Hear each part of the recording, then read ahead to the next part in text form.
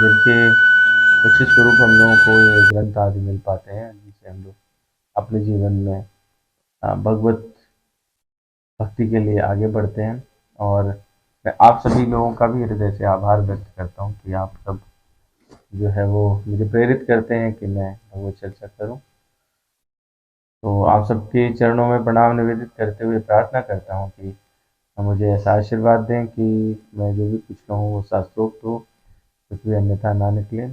और जैसा कि हम लोग हमेशा करते हैं, पहले हम लोग एक बार मंगलाचरण से प्रारंभ करेंगे और फिर आगे बढ़ेंगे। तो पहले जो है वो मंगलाचरण और फिर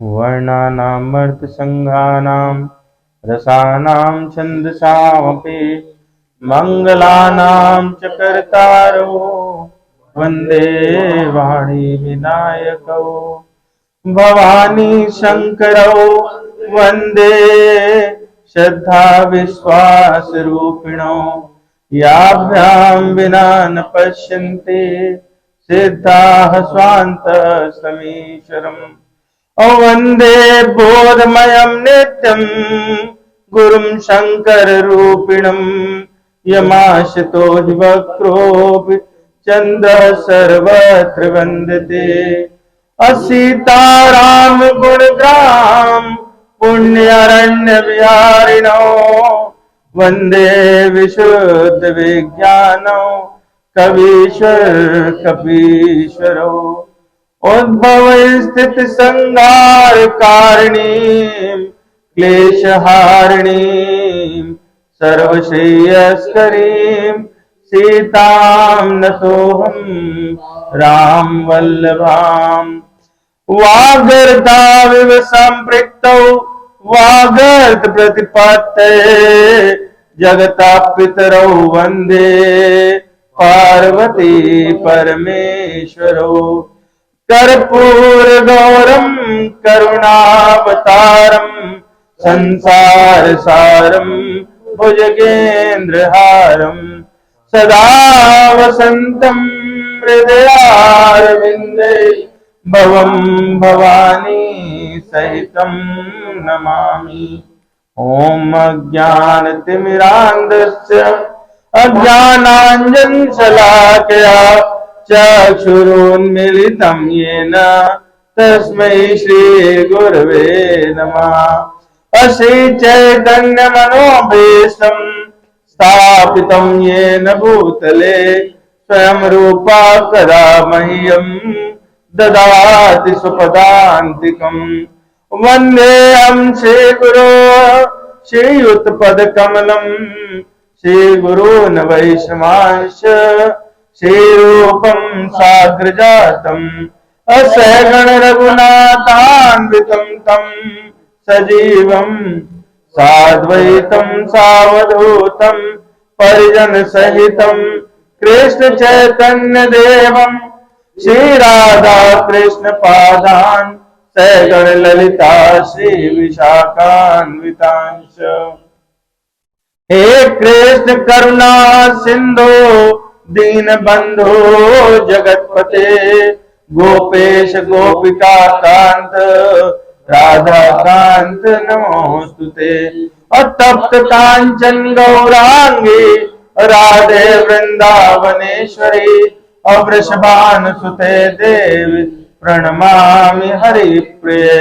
वाञ्छा कल्पतरुभ्यश्च कृपा सिन्धुभ्येव च पतितानां पावनेभ्यो वैष्णवेभ्यो नमो नमः। श्री कृष्ण चैतन्य प्रभु नित्यानंद श्री अद्वैत गदाधर शिवासादि गौर भक्त वृंद। हरे कृष्ण कृष्ण कृष्ण हरे हरे हरे हरे राम राम राम हरे हरे।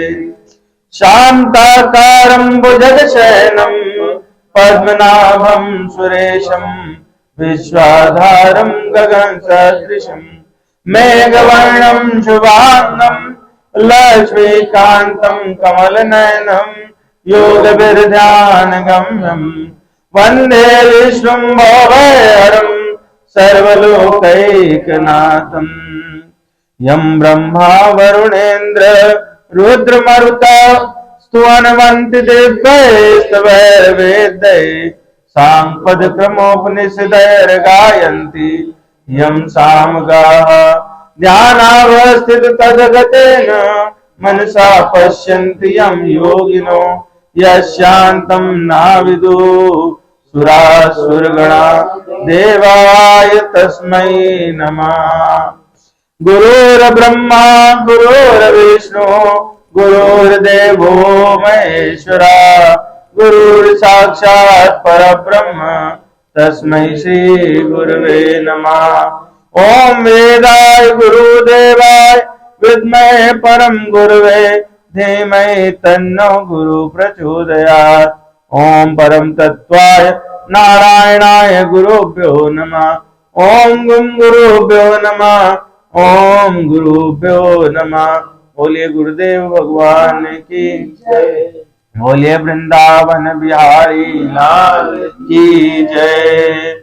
बोलिए श्री सीताराम भगवान की जय। पवन सुत हनुमान की जय। उमापति महादेव की जय। श्री श्री राधा रास बिहारी भगवान की। तो आज हम लोग कौन सी श्लोक संख्या करने वाले हैं?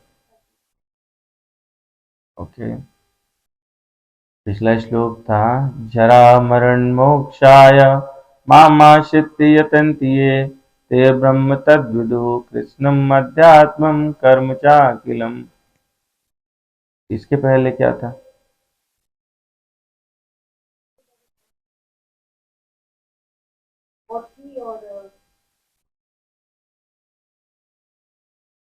येषां त्वन्तगतं पापं जनानां पुण्यकर्मणां ते द्वन्द्वमोहनिर्मुक्ता भजन्ते मां दृढ़वता। उससे पहले क्या था?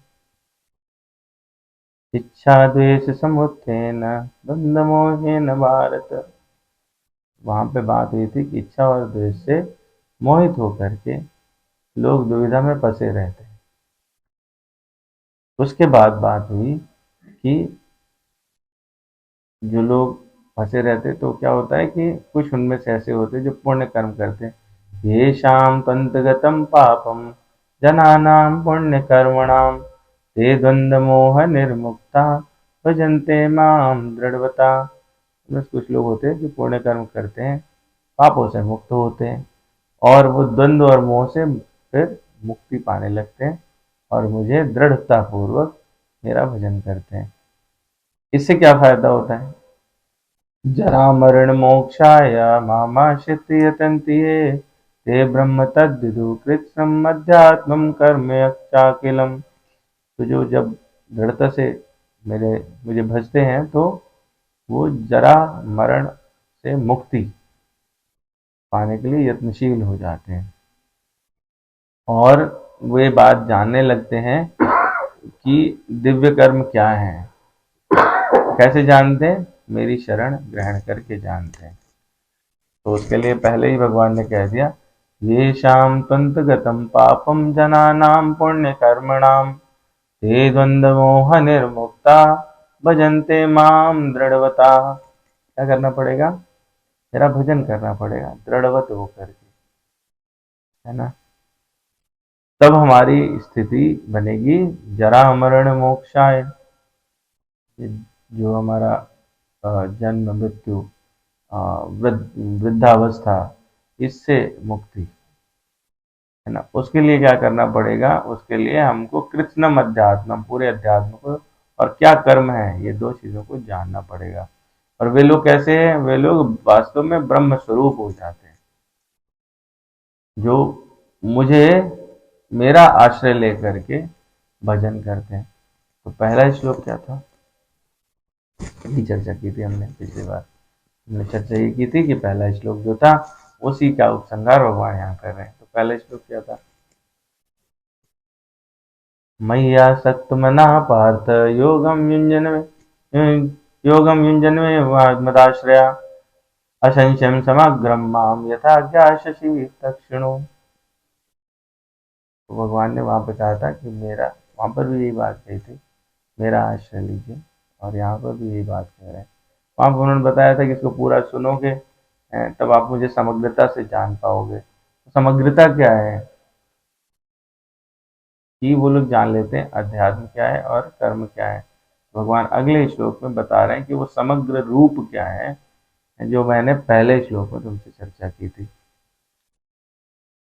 तो ये कैसा है ना, भगवत गीता, भगवत गीता ऐसा है कि अगर आप मैथमेटिक्स में थ्योरम पढ़ते थे, अगर उसको आप सवालों में नहीं लगाओगे, थ्योरम याद नहीं रहेगी। थ्योरम मतलब सिद्धांत, सवाल मतलब जीवन के अपने विभिन्न जो आपके उपक्रम होते हैं, daily day to day experience है, उनमें उसका इस्तेमाल करना होगा सिद्धांतों का। तो वो हमको प्रतिदिन उनको कहीं ना कहीं उनका मनन करना पड़ेगा। तो मनन कैसे करेंगे, पुस्तक खोलनी पड़ेगी, है अपने पास भगवत गीता, खुल जाती है। खुल जाती है, फिर एक इधर से आ जाता है, छोटा एक उधर से आ जाता है, वो सुबह पढ़ने लगता है। सुबह 5 बजे तो नहीं आते होंगे, हाँ, है ना, रात में 9 बजे नहीं आते होंगे, जब आप मुझे मैसेज करते तब तो नहीं आते होंगे, है ना। जब दूसरों के फॉरवर्डेड मैसेजेस देखते उस समय तो नहीं आते होते, है ना। और ऐसा लोग दूसरों को मैसेज करते, घंटों से बर्बाद करते, है ना। तो उस टाइम में यूज़ कर लीजिए। चलिए खैर, आज के श्लोक पे चर्चा करते हैं। भगवान फिर इसी चीज को बता रहे हैं कि कैसे जानोगे समग्रता क्या है। साधिभूतादिदेवं माम साधियज्ञं चाये विदु प्रयाण काले अपि च माम ते विदुर्युक्त चेतसा। जो मुझ परमेश्वर को मेरी पूर्ण चेतना में रहकर मुझे जगत का, देवताओं का तथा समस्त यज्ञ विधियों का नियामक जानते हैं, वे अपनी मृत्यु के समय भी मुझ भगवान को जान और समझ सकते हैं। तो भगवान क्या बता रहे हैं यहाँ पर, क्या भगवान यहाँ पे संदेश देना चाहते हैं, किस तरफ भगवान इशारा कर रहे हैं।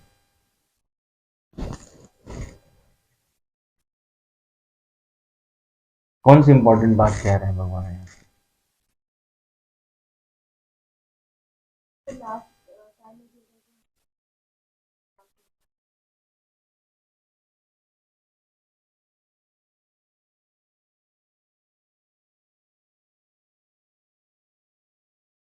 भगवान ये कह रहे हैं कि तुम जिस चीज को सबसे ज्यादा जानते हो समझते रहोगे, मृत्यु के समय वही आएगा।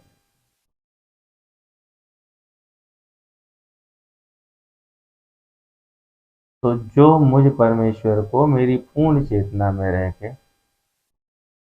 इसको ध्यान से पढ़ें, मुझ परमेश्वर को फिर मेरी पूर्ण चेतना में रहकर, मतलब मेरे आश्रित होकर, मुझे, इसको समझना है, मुझे एक, जगत को दो, देवताओं को तीन, और समस्त यज्ञ विधियों का नियामक समझते हैं। मतलब मैं कौन हूँ, मेरा सही स्वरूप समझ रहे हैं, तो वो अपने मृत्यु के समय भी भ्रमित नहीं होंगे, मुझ भगवान को जान और समझ सकेंगे। तो उन्हें जब भी कुछ स्मरण होगा तो मैं ही हूँ। ठीक है, तो ये बात किस चीज़ की हो रही है, किस चीज़ की हो रही है बात।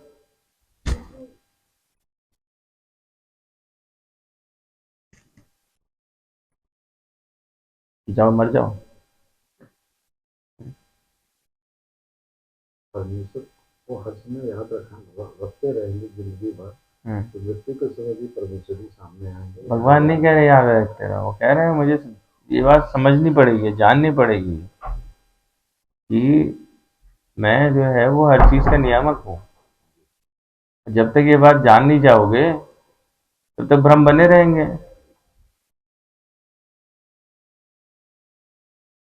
तब तक भ्रम बने रहेंगे। तो उसमें तीन शब्द बोले भगवान, साधिभूताधिदैवं माम साधियज्ञम चाये विदु। तो मुझे कैसे समझे कि मैं यज्ञों का भी स्वामी हूँ और समस्त भूतों का भी स्वामी हूँ, और मतलब मैं अधिभूत हूँ, अधिदैव हूँ और अधियज्ञ हूँ। भगवान ने तीन शब्द कहे हैं। अगला जो अध्याय है वो सिर्फ अधिभूत, अधिदैव और अधियज्ञ की चर्चा है। तो अगला अध्याय अपन तभी शुरू करेंगे जब पिछला अध्याय, ठीक है, और नहीं तो अगली बार से सेशन बंद।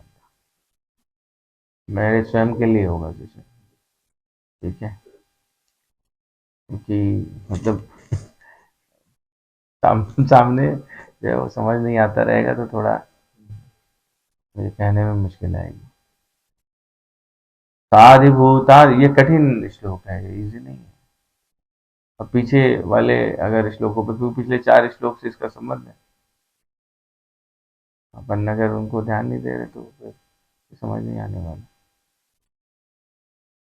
मतलब मुझे तो नहीं आया है, आप लोग को हो सकता आ जाए, आप लोग परमहंस हैं तो आपकी स्थिति अच्छी है, मुझे तो नहीं आ रहा है। बहुत मुश्किल से जो है ये शब्द अभी तक कुछ कुछ समझने का प्रयास कर पा रहा हूँ कि क्या है। और इन पर विस्तृत चर्चा पूरा अध्याय ही नहीं पर है, तो मतलब ये है कि इनकी इम्पोर्टेंस बहुत ज़्यादा होगी। पूरा अगला 8वां अध्याय सिर्फ ये तीन शब्द हैं और कुछ नहीं है। तो जो अधिभूत हैं, अधिभूत क्या हम लोग कहते हैं ना, पंच महाभूत। क्या होते हैं पंच महाभूत?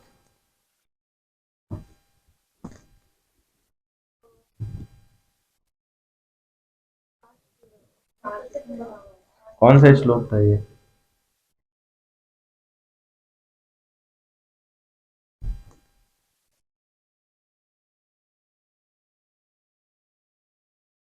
इसी अध्याय में श्लोक था।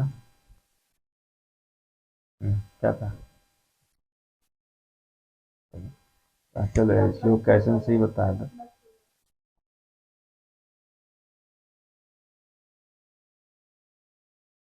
भूमिरापो अनलो वायु खम मनो बुद्धिरेव च अहंकार इति यम्मे भिन्ना प्रकृतिस्तदा। श्लोक, ठीक है, सातवां,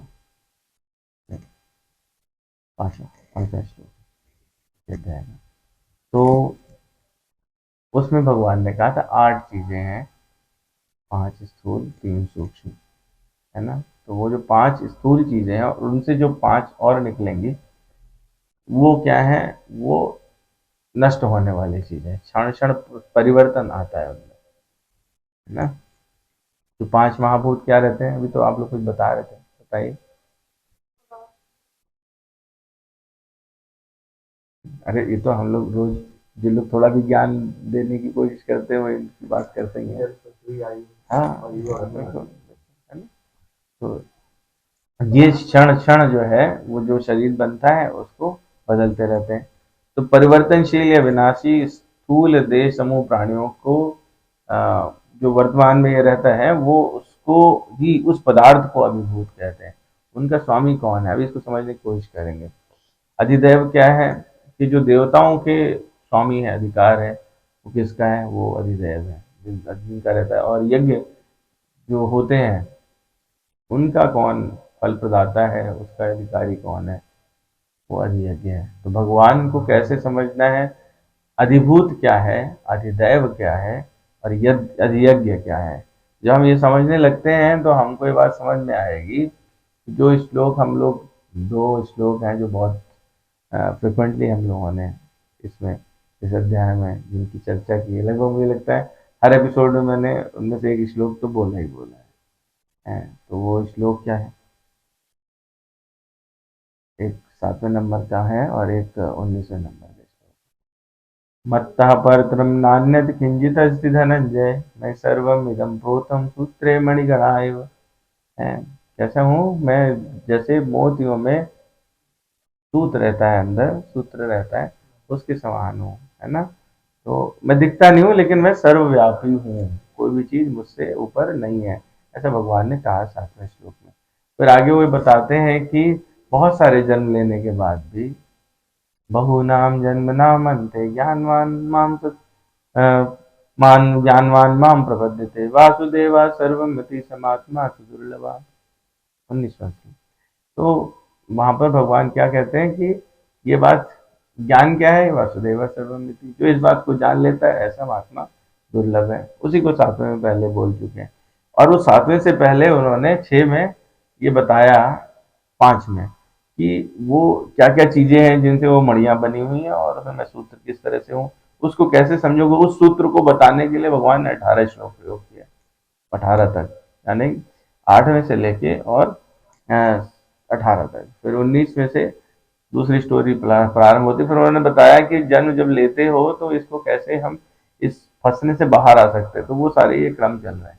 फिर भगवान जो है वो 29वें और 30वें में पहले श्लोक का उपसंहार करते हैं। मैंने जो शुरू में बात कही थी, उसको कैसे समझोगे, मैं समग्रता क्या है, तो कैसे समझोगे, ये यहाँ पे भगवान बता रहे हैं। ठीक है, तो अब थोड़ा कॉम्प्लिकेटेड लगने लगा ना, इतना इजी है, हम हर बार बोलते थे उतना इजी नहीं है। तो ये क्या है, इसमें 3 पार्ट है। अगर हम लोग पूरे चराचर को देखें तो उसमें 3 पार्ट है। एक पार्ट है पदार्थ का, एक पार्ट है कि उनको, उन पदार्थों का कैसे इस्तेमाल हो, क्या यूज किया जाए, और फिर है कि उनसे क्या परिणाम आए। तो जो पदार्थ हैं वो कहलाते हैं अधिभूत, भौतिक स्थूल सृष्टि का पदार्थ। इसमें तमोगुण की प्रधानता होती है। जितनी भी भौतिक सृष्टि है उसकी स्वतंत्र सत्ता सत्ता नहीं है, वो क्षण मात्र भी स्थायित्व भी नहीं है, हर समय बदलता है।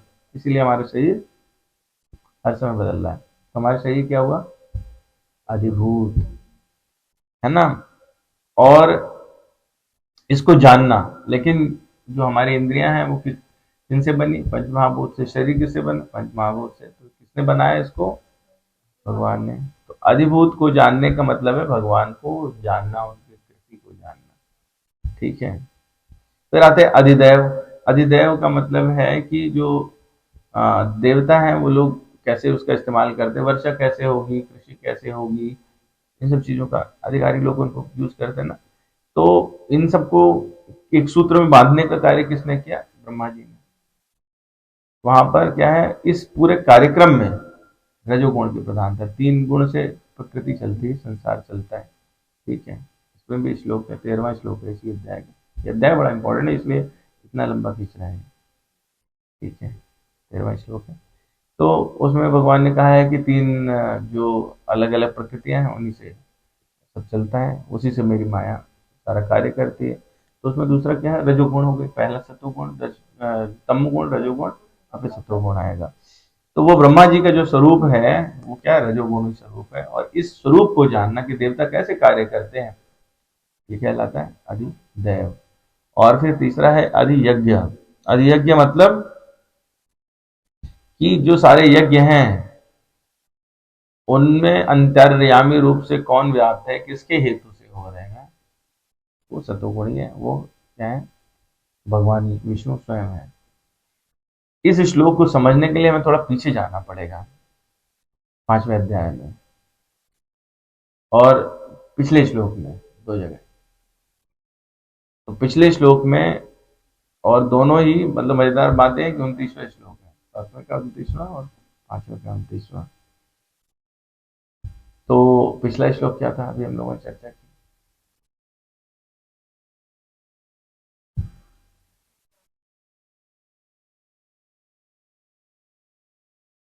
जरा मरण मोक्षाय मामाश्रित्य यतन्ति ये, ते ब्रह्म तद्विदु कृष्णम अध्यात्मम कर्म चाखिलम। तो इसमें भगवान ने कहा कि मेरे आश्रय में जरा मरण मोक्षाय ममाश्रित यतन्ति ये, जो लोग यत्न करते हैं, कैसे? मेरे आश्रित होकर के। किसके लिए? जन्म और मरण से मुक्ति के लिए, जरा मरण से मुक्ति के लिए। तो वे ते ब्रह्म तद्विदु, वे ब्रह्म को जान लेते हैं। कैसे? अध्यात्म सहित कर्म सहित, ये बात भगवान ने कही। ठीक है, तो वो इस तरह से कहें कि वो गहराई में डुबकी लगा देते हैं, वो समझने लगते हैं कि भगवान क्या है, प्रकृति क्या है, माया कैसी है। ये बात कह रहे हैं भगवान है। तो वो इस तरह से जो ब्रह्म है उसकी तीन विशेषताएं बनती हैं। वो तीन विशेषताएं अधिभूत, अधिदैव और अधियज्ञ के रूप में। उस ब्रह्म के विशेष विषय में 5वें अध्याय के 29वें श्लोक में चर्चा हुई थी। ठीक है, अब 5वां अध्याय क्या था, विषय क्या था उसका? अरे मेरी तो मजबूरी थी, इसलिए बोला था टेस्ट, क्योंकि मुझे पता था कि ये सब फंसेगा।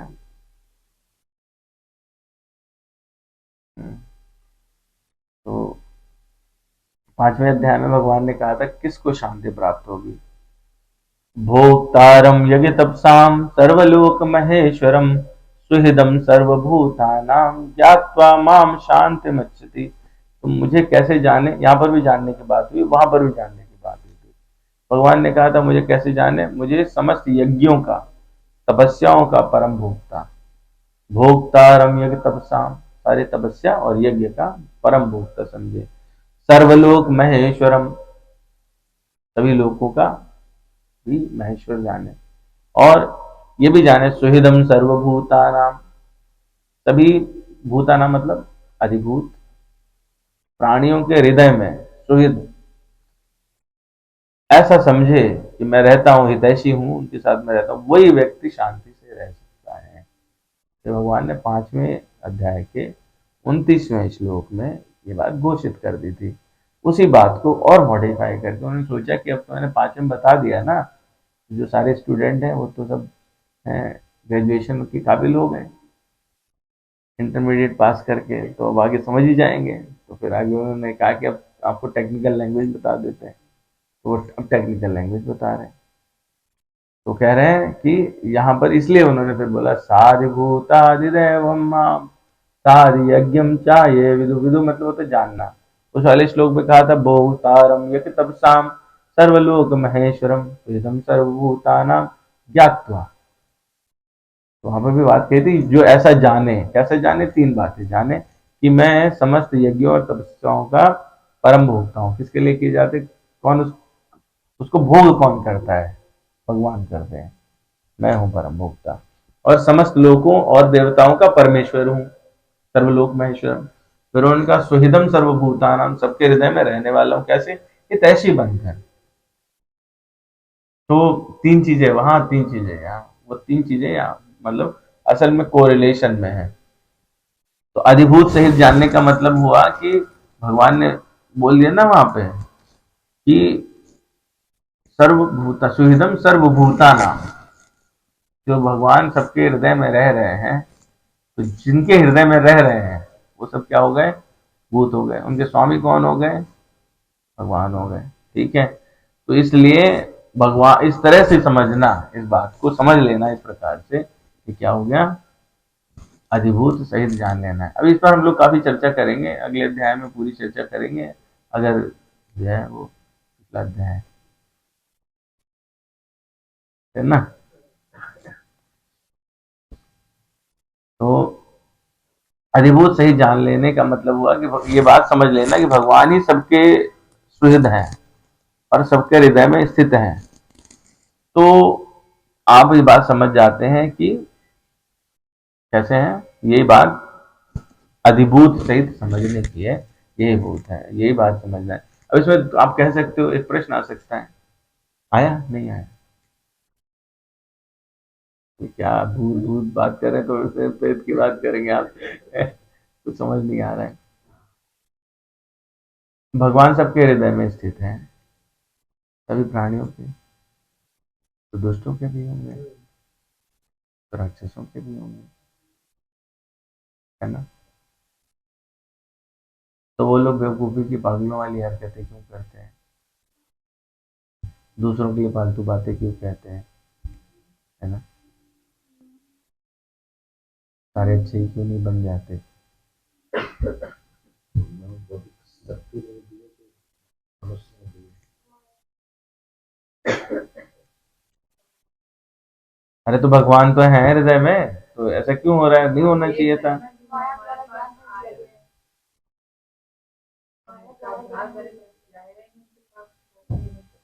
पास क्यों जाना है? किसके पास जाना है? आपके अंदर बैठे हुए हैं। पास और दूर की कहानी क्या है?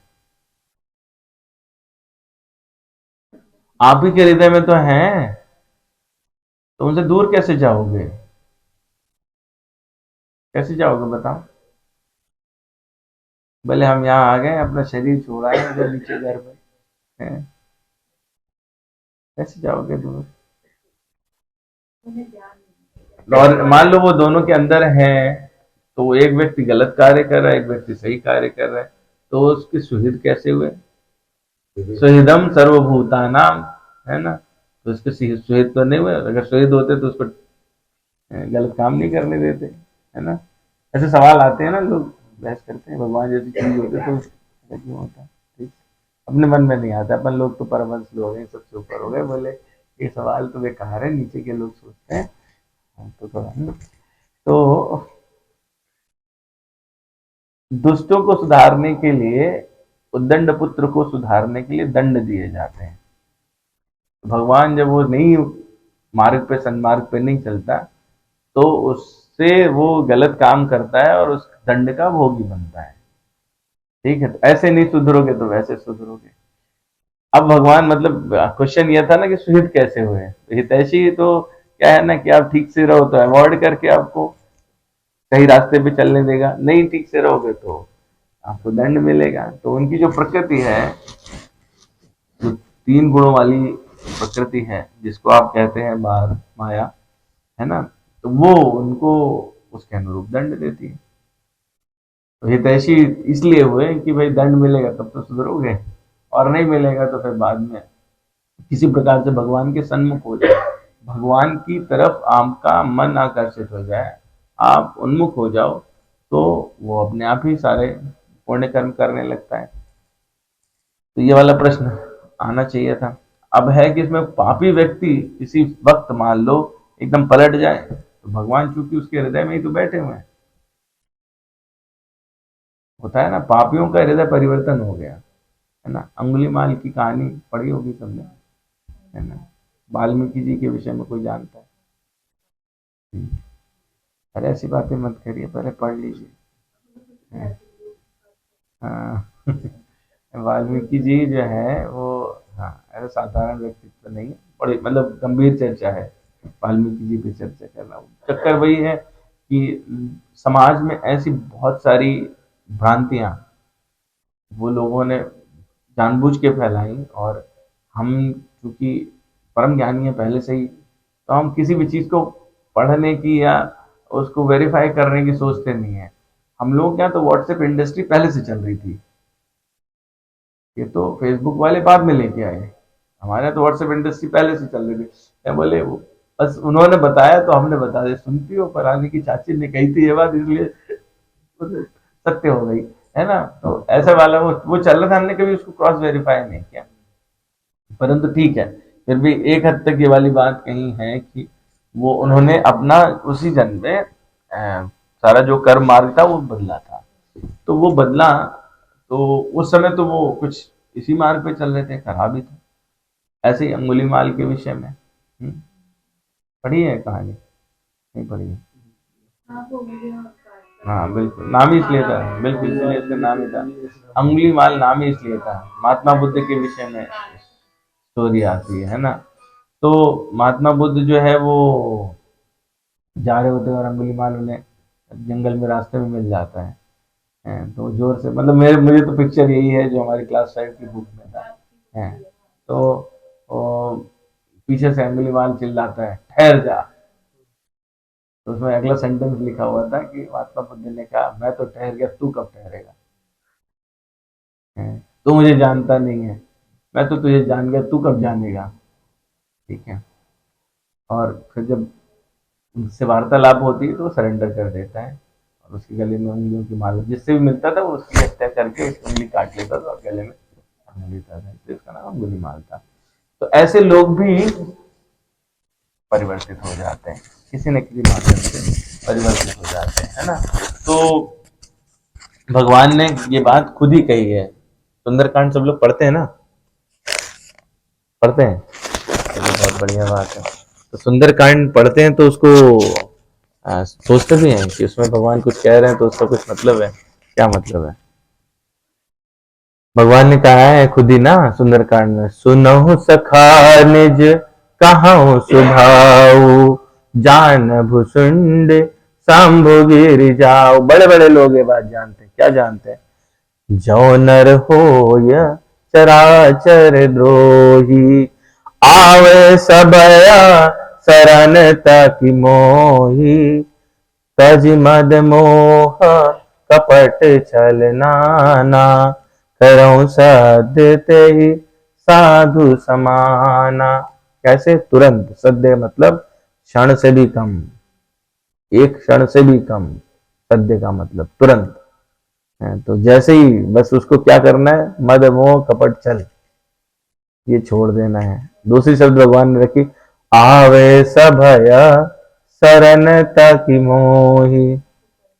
शरण, भय करके, मैंने गलत कार्य किए, भय भगवान से नहीं है, मैंने गलत कार्य किए, भय करके भगवान की शरण पकड़ ले। और ये चार चीजें, ताजी मद मोह कपट छल नाना, चार चीजें छोड़ दे, है भगवान उसको तुरंत ही कह रहा हूं सद्य ते ही साधु समाना। है तो भगवान ने तो प्रॉमिस किया, चाहे वो खराब से खराब व्यक्ति होगा तो भी मैं उसको ठीक कर दूंगा, और ठीक है तो उसकी तो मैं रक्षा ही करता हूँ, है ना। हनुमान जी के माध्यम से आपने सुना ही है। तो जो भक्त जो है भगवान से शरण लेते हैं तो वो कैसे जान लेते हैं, भगवान को अधिभूत सहित समझ लेते हैं। ठीक, भक्त जो है श्री कृष्ण को, भगवान राम को अधिदेव सहित भी जान लेते हैं, है ना। अधिदेव सहित कैसे जानते हैं, क्योंकि जो तीन बातें, भोक्तारम यज्ञ तपसाम, है ना, तो उसमें क्या कहा गया है कि मैं भोगता हूं किसका, और फिर आगे कहते सर्वलोक महेश्वरम।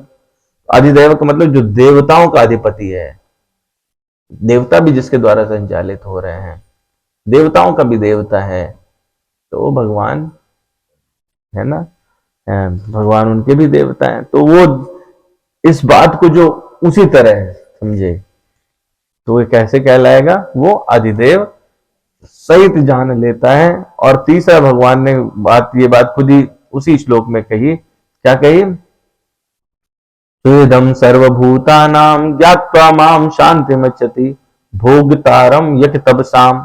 तो अधियज्ञ सहित, अधियज्ञ मतलब कि जो अधिकारी है यज्ञों का, वो अधियज्ञ सहित कैसे जान लेते हैं कि यज्ञ किसको जा रहे हैं। और बिल्कुल उसी श्लोक का एक वर्जन हम लोग 9th चैप्टर पढ़ेंगे तो उसमें 24वां श्लोक है। वहां पे भगवान ने कहा, अहम ही सर्वज्ञानाम भोक्ता चा प्रभुरेव चा, मैं ही सभी यज्ञों का भोगता हूं। तो मतलब पहले भी ये बात करी, बाद में ये बात करी। इसका मतलब है कोई बात अगर हम बार बार कहते हैं, हम जैसा बेवकूफ आदमी भी कोई बात बार बार कहता है तो उसका इंपॉर्टेंस होता है। भगवान उसको बार बार कह रहे हैं तो मतलब वो महा इंपॉर्टेंट है। फिर भगवान ने उसी बात को रिपीट कर दिया, 5वें में कहा, 7वें में कहा, 9वें में कहा, रिपीट करते जा रहे हैं। इसका मतलब वो बताना चाहते हैं भाई जो भी यज्ञ इत्यादि करते हो ना, तपस्या करते हो, उसका जो परम फल है वो क्या है, वो मुझ तक ही जाना है, तो इसलिए आप मेरी शरण लो। सीधी बात है, सिंपल सी, है ना। तो भगवान को अगर कोई ये समझ ले कि सारे यज्ञ जो है वो भगवान के हेतु से ही किए जाने हैं, तो वो एकमात्र भोक्ता और स्वामी है। आगे जब हम 8वां चैप्टर पढ़ेंगे तो उसमें भगवान ये भी बताते हैं कि जो अन्य देवताओं के लिए पूजा करते हैं वो अविधि पूर्वक करते हैं, विधि पूर्वक नहीं करते, मतलब वो सही विधि नहीं है। अल्टीमेटली जाता मुझे ही है, लेकिन वो लोग कंफ्यूज रहते हैं, उन्हें सही फल नहीं मिल पाता, है ना। मतलब उसको उस लैंग्वेज में नहीं कहना चाहिए, पर आप क्या है ना कि मान लीजिए किसी ऑफिस में जाते हैं और वहां पे जो बाहर लोग खड़े रहते हैं एजेंट, तो वो आपसे एक्स्ट्रा पैसा लेते हैं, आपका एक्स्ट्रा टाइम खर्च कराते हैं, तो आप फिर उचित माध्यम का प्रयोग भी नहीं कर रहे होते हैं। और ऐसे लोगों को भगवान कहते हैं कि वो अल्पज्ञ हैं, वो कम बुद्धि वाले लोग हैं, है ना। तो जब आप इस तरह से वस्तुतः जान लेते हो तो तीनों चीजें आप समझ लेते हो, अधिभूत क्या है, अधिदैव क्या है, अधियज्ञ क्या है। ये 3 पार्ट हैं। जितने सारे शरीर हैं प्राणियों के, जितना भी जड़ है ना, वो कैसा है, वो अधिभूत है। तो उसके स्वामी कौन है, भगवान है। मतलब वो कुल मिला के है भगवान ही। और अधिदेव यानी जो देवता चला रहे हैं उनके स्वामी भी भगवान है, वो भी भगवान का विस्तार ही है, वही भगवान है। और अधियज्ञ वही भगवान है। तो पूरा चराचर क्या है, भगवान ही है। ठीक है। तो जब हम भगवान को हर जगह देखेंगे, जब हम उनको वस्तुतः रूप में समझ लेंगे, तो चाहे वो मृत्यु का समय हो और चाहे उससे पहले का समय हो, अब भगवान को वैसे ही स्मरण कर पाएंगे। इसीलिए भगवान ने दूसरी लाइन कही, प्रयाण काले अपि च माम ते विदुर युक्त अचेतसा। अब भगवान ने कहा प्रयाण काले अपि च। प्रयाण काले मतलब एक पर्टिकुलर टाइम की बात करें, नहीं तो कहते युवा काले, है ना, बाल्य काले, ऐसा कुछ कहते। लेकिन भगवान ने क्या कहा, मृत्यु के समय भी। अपि मतलब भी है, तो इसका मतलब सबसे ज्यादा इंपॉर्टेंट टाइम कौन सा है, मृत्यु का समय। ठीक है। फाइनल एग्जाम, फाइनल एग्जाम के टाइम पे आपको सब्जेक्ट याद रहना चाहिए। फाइनल एग्जाम देने के बाद सब्जेक्ट भूल गए तो सब्जेक्ट पढ़ने का करने का कोई लाभ नहीं। और जिसने पढ़ा नहीं हो तो फेल होना ही है। ठीक है, वो तो उसी क्लास में रिपीट करेगा। ये तो संसार की नीति है। तो वो फिर वापस यानी इस मृत्यु लोक में उसका रिपीटिशन होता है। अब रिपीटिशन क्या है कि अगर बहुत ही बेकार बच्चे बोले इन्हें 2 क्लास पीछे भेजो, ठीक है, फिर से पढ़ेंगे ये, या फिर से सीखेंगे, ऐसी बात है। ऐसा आप कैसे करोगे, ऐसा आप कर ही नहीं पाओगे। अभ्यास जो चीज का आपका रहेगा, वो मृत्यु के समय विस्मृति हो सकती है तब जब भगवान ये चाहते हो कि आपको विस्मृति हो जाए किसी लीला के अंतर्गत। ठीक है, तो ये विशेष परिस्थिति है। उसका मतलब ये हुआ कि आपका कोटा और ऊपर उठा दिया गया है। कोई मास्टर कहे कि यार इस बच्चे को हमें इसी क्लास में इसलिए रखना ताकि दूसरे बच्चों को पढ़ाए, ठीक है, तो इसका मतलब आपको टीचर बना दिया गया ना कि आप स्टूडेंट रह गए। तो वो एक विशेष लीला के तहत कुछ ऐसा हो सकता है, लेकिन भगवान ऐसा करते नहीं है कभी। भगवान अपने भक्तों के साथ तो बिल्कुल ही, वो तो वैसे कहते हैं कि मैं सबके लिए एक जैसा हूँ, लेकिन वो फिर चुप्पे से ये भी कह देते हैं मैं भक्तों के लिए विशेष ख्याल रखता हूँ, उनके लिए ये करता हूँ वो करता हूँ, है। तो भगवान कभी इस तरह की बात नहीं करते, इसलिए भगवान ने अगला सेंटेंस उतना इंपॉर्टेंट बोला है। ये श्लोक जो है वो अगर आप देखो तो सही सही हमारे जीवन का क्या मापदंड है, वो हमें जीवन में कैसे क्या प्राप्त करना है, वो ये श्लोक है।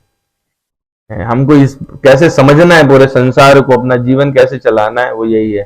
साधिभूतादिदेव माम साधि यज्ञम चाहिए विदु, ऐसे ही जानो। फिर क्यों जानो, क्योंकि हमें फाइनल एग्जाम देना। प्रयाण काले अपि च माम ते विदुर युक्त अचेत सहा है। अपनी चेतना में ये चीज हमको उससे युक्त होना पड़ेगा, ये बात बिठानी पड़ेगी। और तब जाकर के कहीं ऐसा होगा कि जब मृत्यु का टाइम आएगा, वो कैसी परिस्थिति हो सकती है, वो अगले क्षण हो सकती है, अगले साल हो सकती है। और जब ये तो मतलब कैसा एग्जाम है जिसका टाइम भी पता नहीं है, डेट शीट नहीं आती इसकी, नहीं आती ना, तो भगवत गीता पढ़नी चाहिए रात में।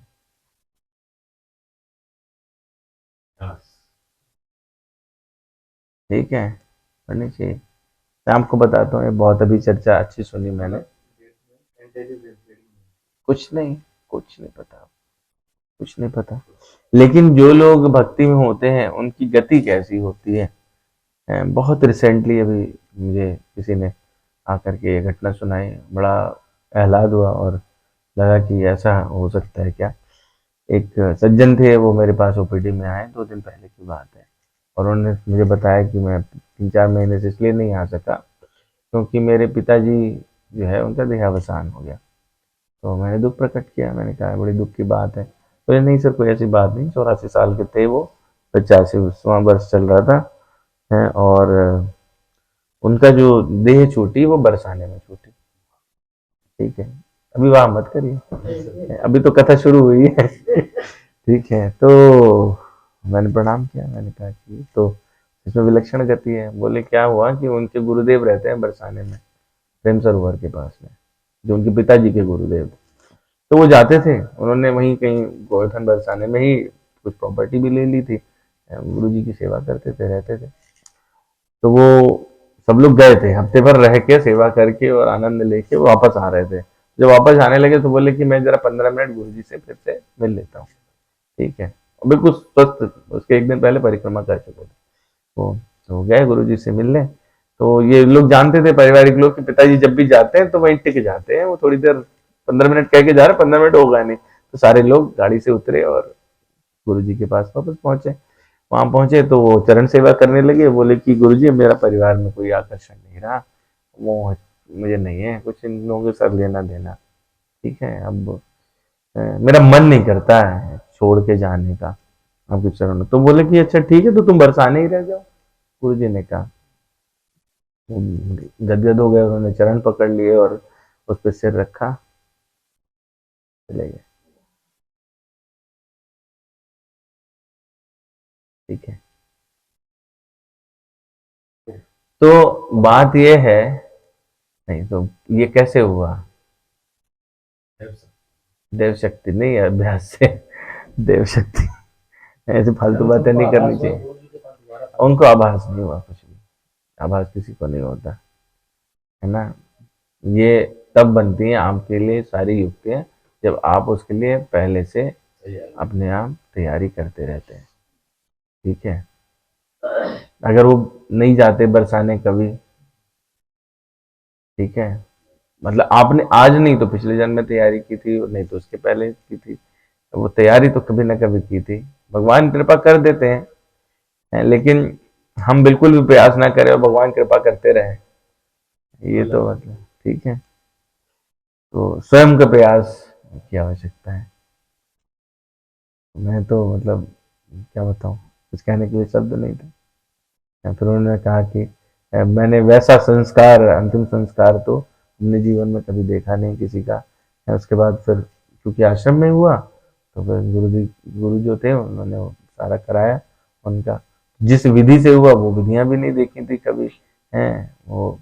फिर मतलब अंतिम संस्कार पूरी तरह से भिन्न नहीं था, दूध दही मक्खन और उसकी नदियां बही, और मतलब वो फिर इनको कुछ अपनी तरफ से अरेंजमेंट भी नहीं करना पड़ा। हाँ, ठीक है, बरसाने में तो मतलब बरसाना तो बरसाना ही है। तो बात यह है कि आप अपनी सदगति जो है या अपनी दुर्गति, लोग ऐसे भी हैं, हम लोग पढ़ते ही हैं न्यूज़पेपर में, वो फ्लैट में रहे और कब उनकी हड्डियां सड़ गई पता नहीं चला, पड़ोसियों ने खोला।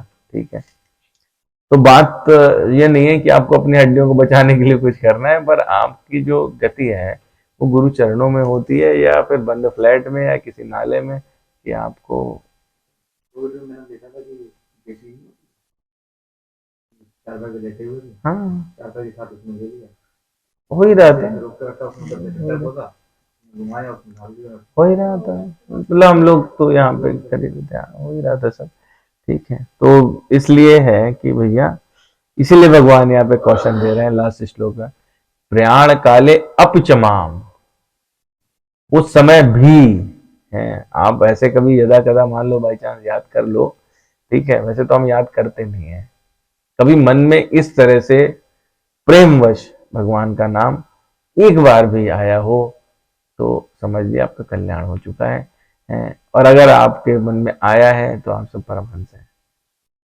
ठीक है, क्योंकि ऐसे तो कोई कहता है तो हम लोग नाम ले भी लेते हैं, पर वो प्रेमवश, जैसे कि हमें अपने बच्चे के लिए ख्याल आता है, हमें अपने किसी रिश्तेदार के लिए, माता पिता के लिए, वो भावना, वैसी भावना क्या उत्पन्न हुई है कभी? यदि हुई है तो बात ठीक है, फिर तो आप सही रास्ते पे जा रहे हैं। और नहीं तो अभी तो क्या है, माया का फेरा चल रहा है ना। तो जो लोग जिस प्रकार, कैसे क्यों कहा भगवान ने, वो बोले कि माम ते विदु युक्त चेतसा, वो पूरे उसके साथ, है ना। आखिरी समय में जो ये नहीं कर पाते तो उनकी गतियां भिन्न होती हैं। ठीक है, इस बात को फिर आगे जब हम अगला चैप्टर अभी पढ़ेंगे, आठवां में शायद 17वां श्लोक है, जब हम वापिस स्मरण, तो वो जो है, जो जिस भाव को याद करता है वो उसी प्रकार का जन्म प्राप्त कर लेता है। घोड़ा गधा याद करोगे वही हो जाओगे। ठीक है, तो जो याद करोगे, भगवान को याद करोगे तो भगवत धाम चले जाओगे, है ना। तो वो आखिरी समय जो परीक्षा होती है उसके लिए तैयारी करनी है।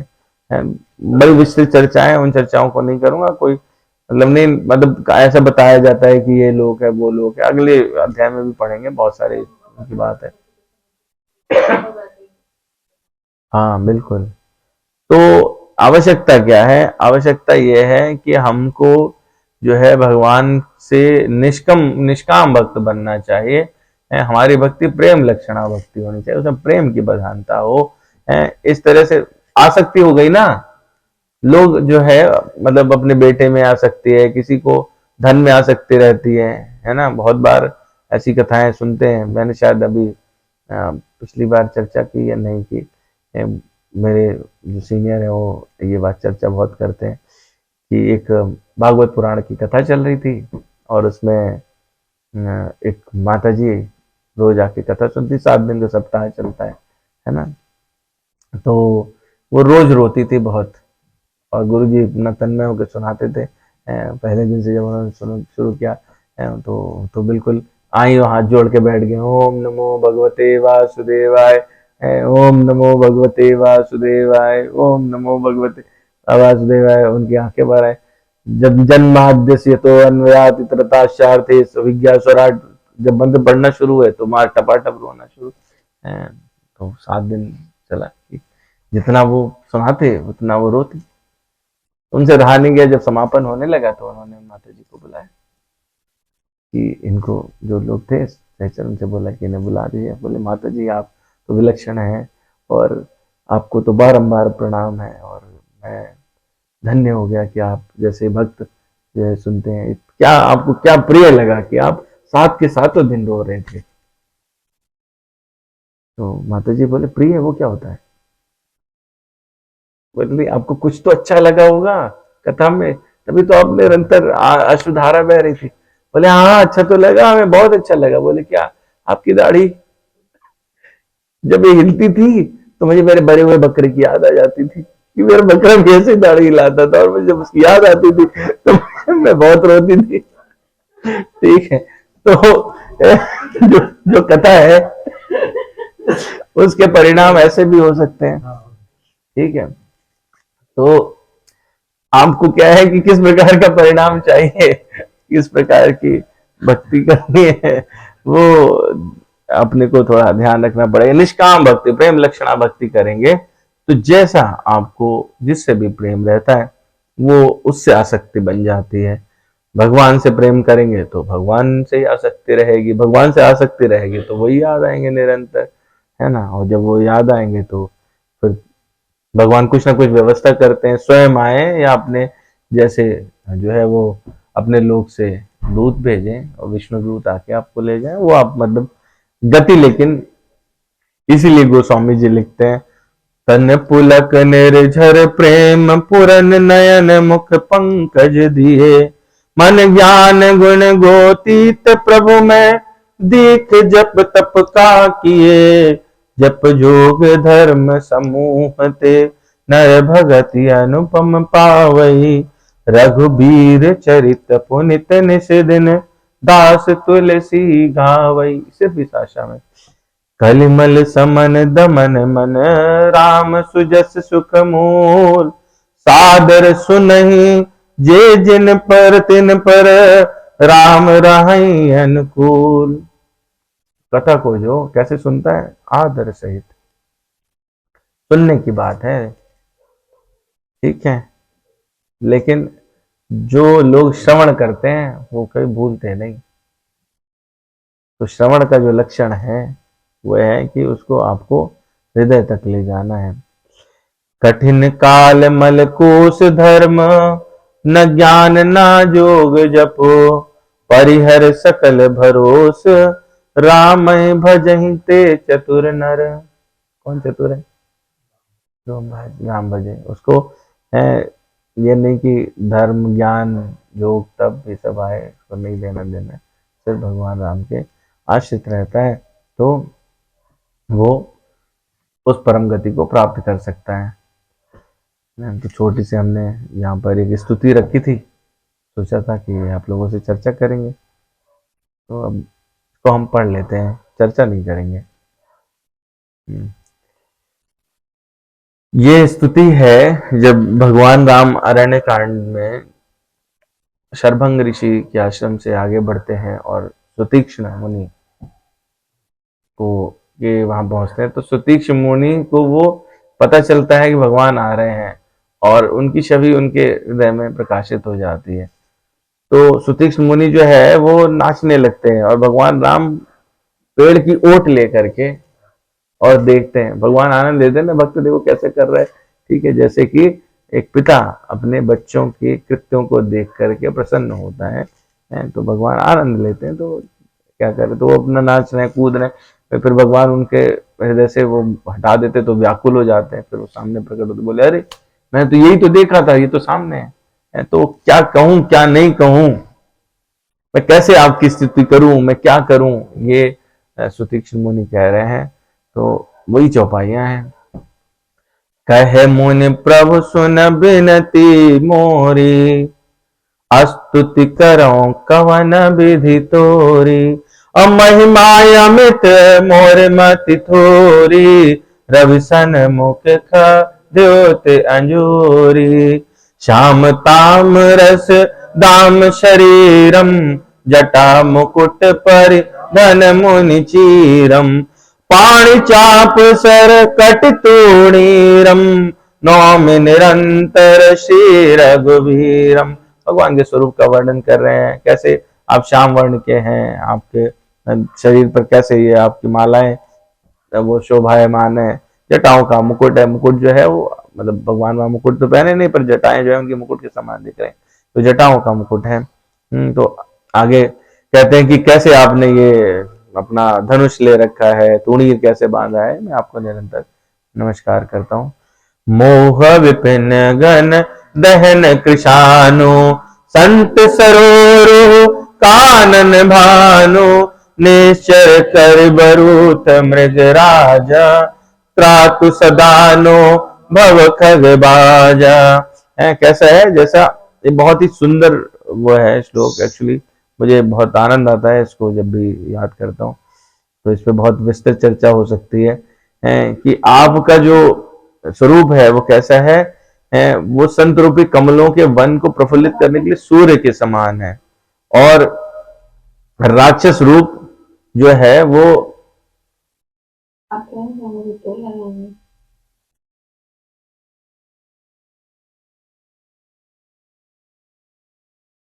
तो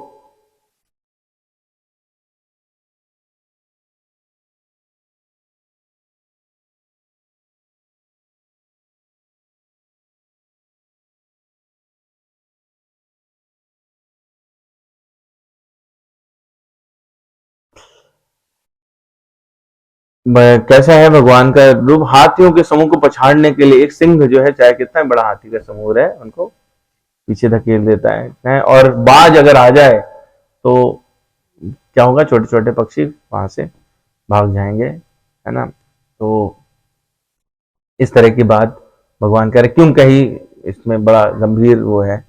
अरुण नयन राजीव सुवेशम, सीता नयन चकोर निशेषम, हरे हृदय मानस बाल मरालम, नौमि राम और बाहु विशालम, संशय सर्प ग्रसन और गाद, समन सुकर कश तर्क विषाद, भव भंजन रंजन सुरयूता, त्रातु सदानो कृपा वरूता, निर्गुण सगुण विषम समरूपम, गिरा ज्ञान गिरा गोतीत मनोपम, अमलम अखिलम अनवाद्यम अपारम, नौमि राम भंजन महि भारम, भक्त कल्प पादप या रामा, तरजन क्रोध लोभ मद कामा, अति नागर भव सागर सेतु,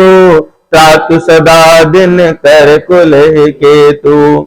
कैसे है भगवान, निर्गुण सगुण विषम समरूप, ज्ञान वाणी इंद्रियों से अतीत, अनुपम निर्मल संपूर्ण दोष रहित, किसी प्रकार का दोष नहीं है ना, अमलम अखिलम अनवद्यम अपारम और अपार है, और पृथ्वी का भार उतारने वाले। तो जो पृथ्वी का भार उतार सकते हैं वो हमारा जीवन में कुछ भी कोई कष्ट है तो उनके लिए क्या है, कुछ नहीं है ना। ऐसे और भक्तों के लिए कैसे, भक्त कल्प पादप आरामा है, भक्तों के लिए कल्प के वृक्ष हैं जो उनको आराम देते हैं।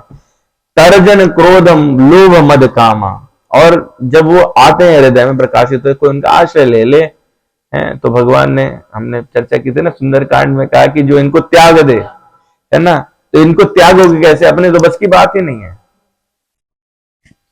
जब भगवान को याद करोगे तो ये अपने आप ही डर के भाग जाएंगे। तो क्रोध लोभ मद तरजन क्रोध लोभ मद कामा, अति नागर भव सागर सेतु, भव सागर को तैरने के लिए सेतु स्वरूप है। त्रातु सदा दिन कर कुल के तू, ऐसे सूर्य कुल की ध्वजा श्री रामचंद्र जी मेरी रक्षा करें, ऐसा कहते हैं। अतुलित भुज प्रताप बल धामा, कलिमल विपुल विभंजन नामा, धर्म वर्म नर्मद गुण गामा, संतत शमतनो तुमम रामा, जदपि बिरज व्यापक अविनाशी, सबके हृदय निरंतर वासी। श्रीदम सर्वभूत महेश्वरम सर्वलोक महेश्वरम, तदपि अनुज श्री सहित खरारी, बसतु मनसि मम कानन चारी। ऐसा स्वरूप मेरे हृदय में रहे। जे जानहि ते जानहु स्वामी, सगुन अगुन और अंतर जामी, जो कौशलपति राजीव नैना, करो सो राम हृदय मम ऐना। भक्तों को इससे मतलब नहीं कि सगुण है, निर्गुण है, अंतर्यामी है, वो क्या है, जो समझते हैं वो कह रहे हैं तो देखिए वो समझा करें, अपन को उससे कोई लेना देना नहीं है। मुझे तो जो अभी दिखाई दे रहा है इसमें आनंद है, ऐसे ही मेरे हृदय में अपना घर बना लो।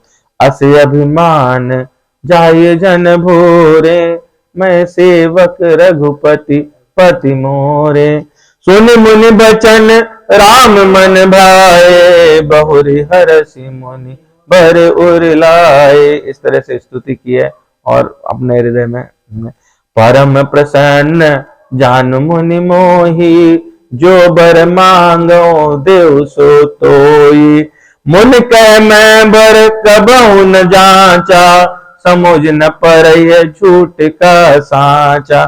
भगवान ने कहा है कि कुछ वर मांगो, बोले कि मुझे समझ ही नहीं आ रहा क्या झूठा है क्या सच्चा है, मुझे तो अभी भी यकीन ही नहीं हो रहा है, हो भी कि नहीं हो, इसमें ये माया है क्या है समझ में नहीं आ रहा है, अभी स्थिति कुछ ऐसी है।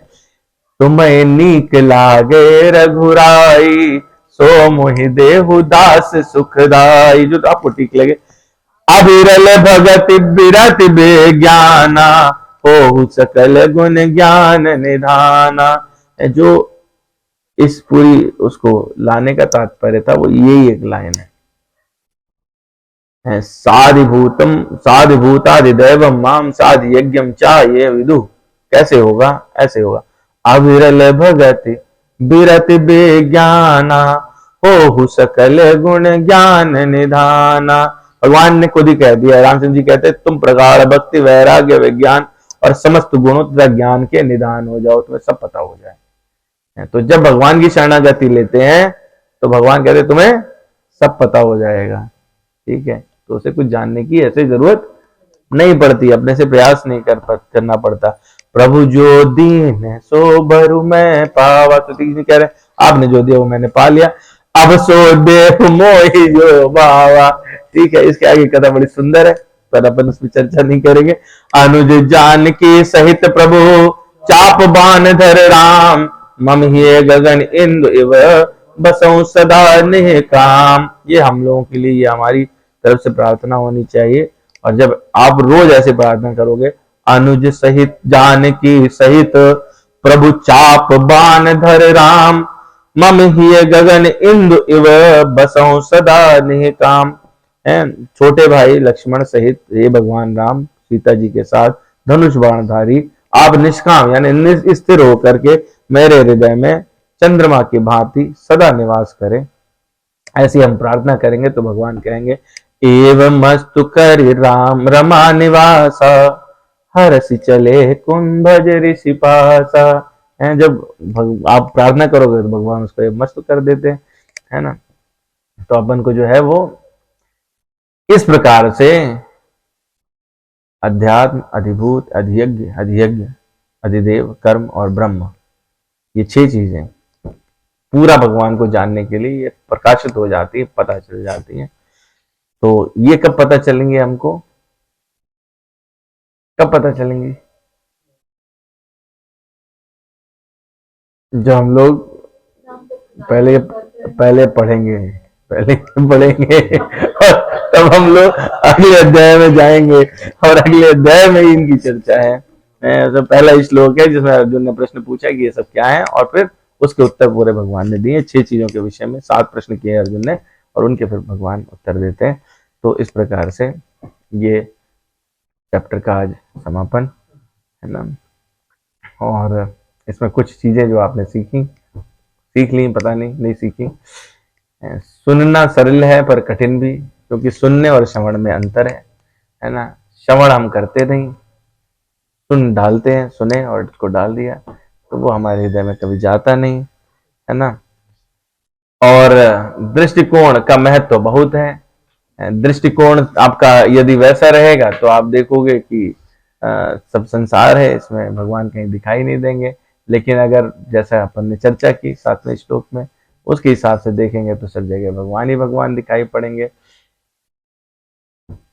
निस्वार्थता आपको आकर्षित करती है ना। तो जब हम कोई कार्य निस्वार्थ भाव से करते हैं तो हमारी भक्ति बढ़ती है, भगवान के आश्रित होकर के रहना चाहिए।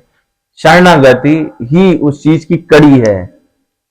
भगवान से कैसे जुड़े? शरणागति के द्वारा जुड़े, और कोई तरीका नहीं है।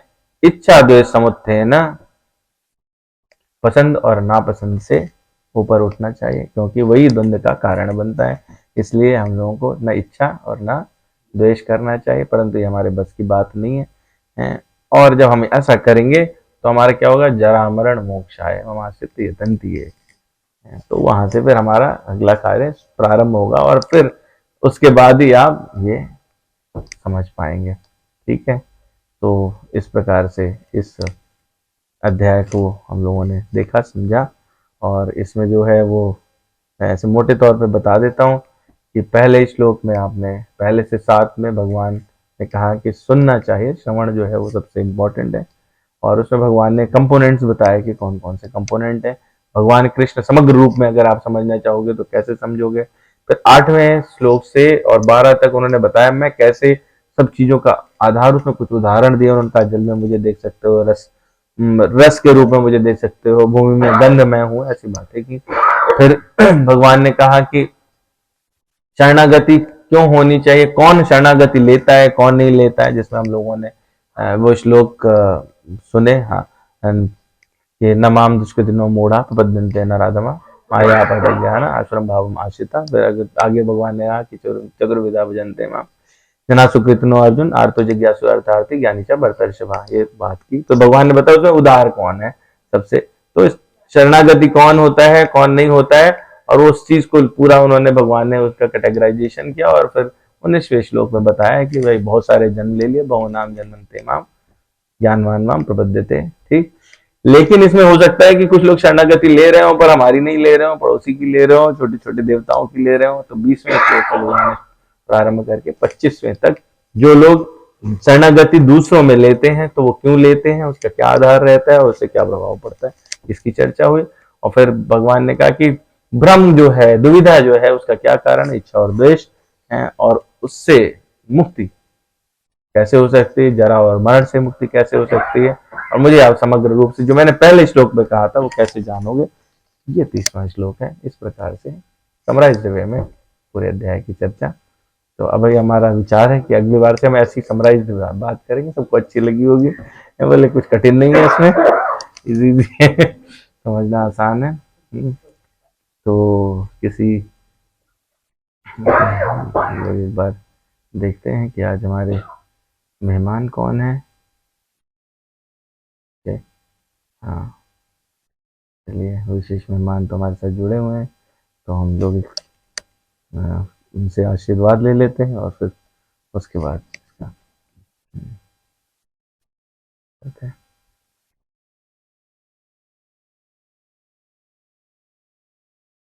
ओह।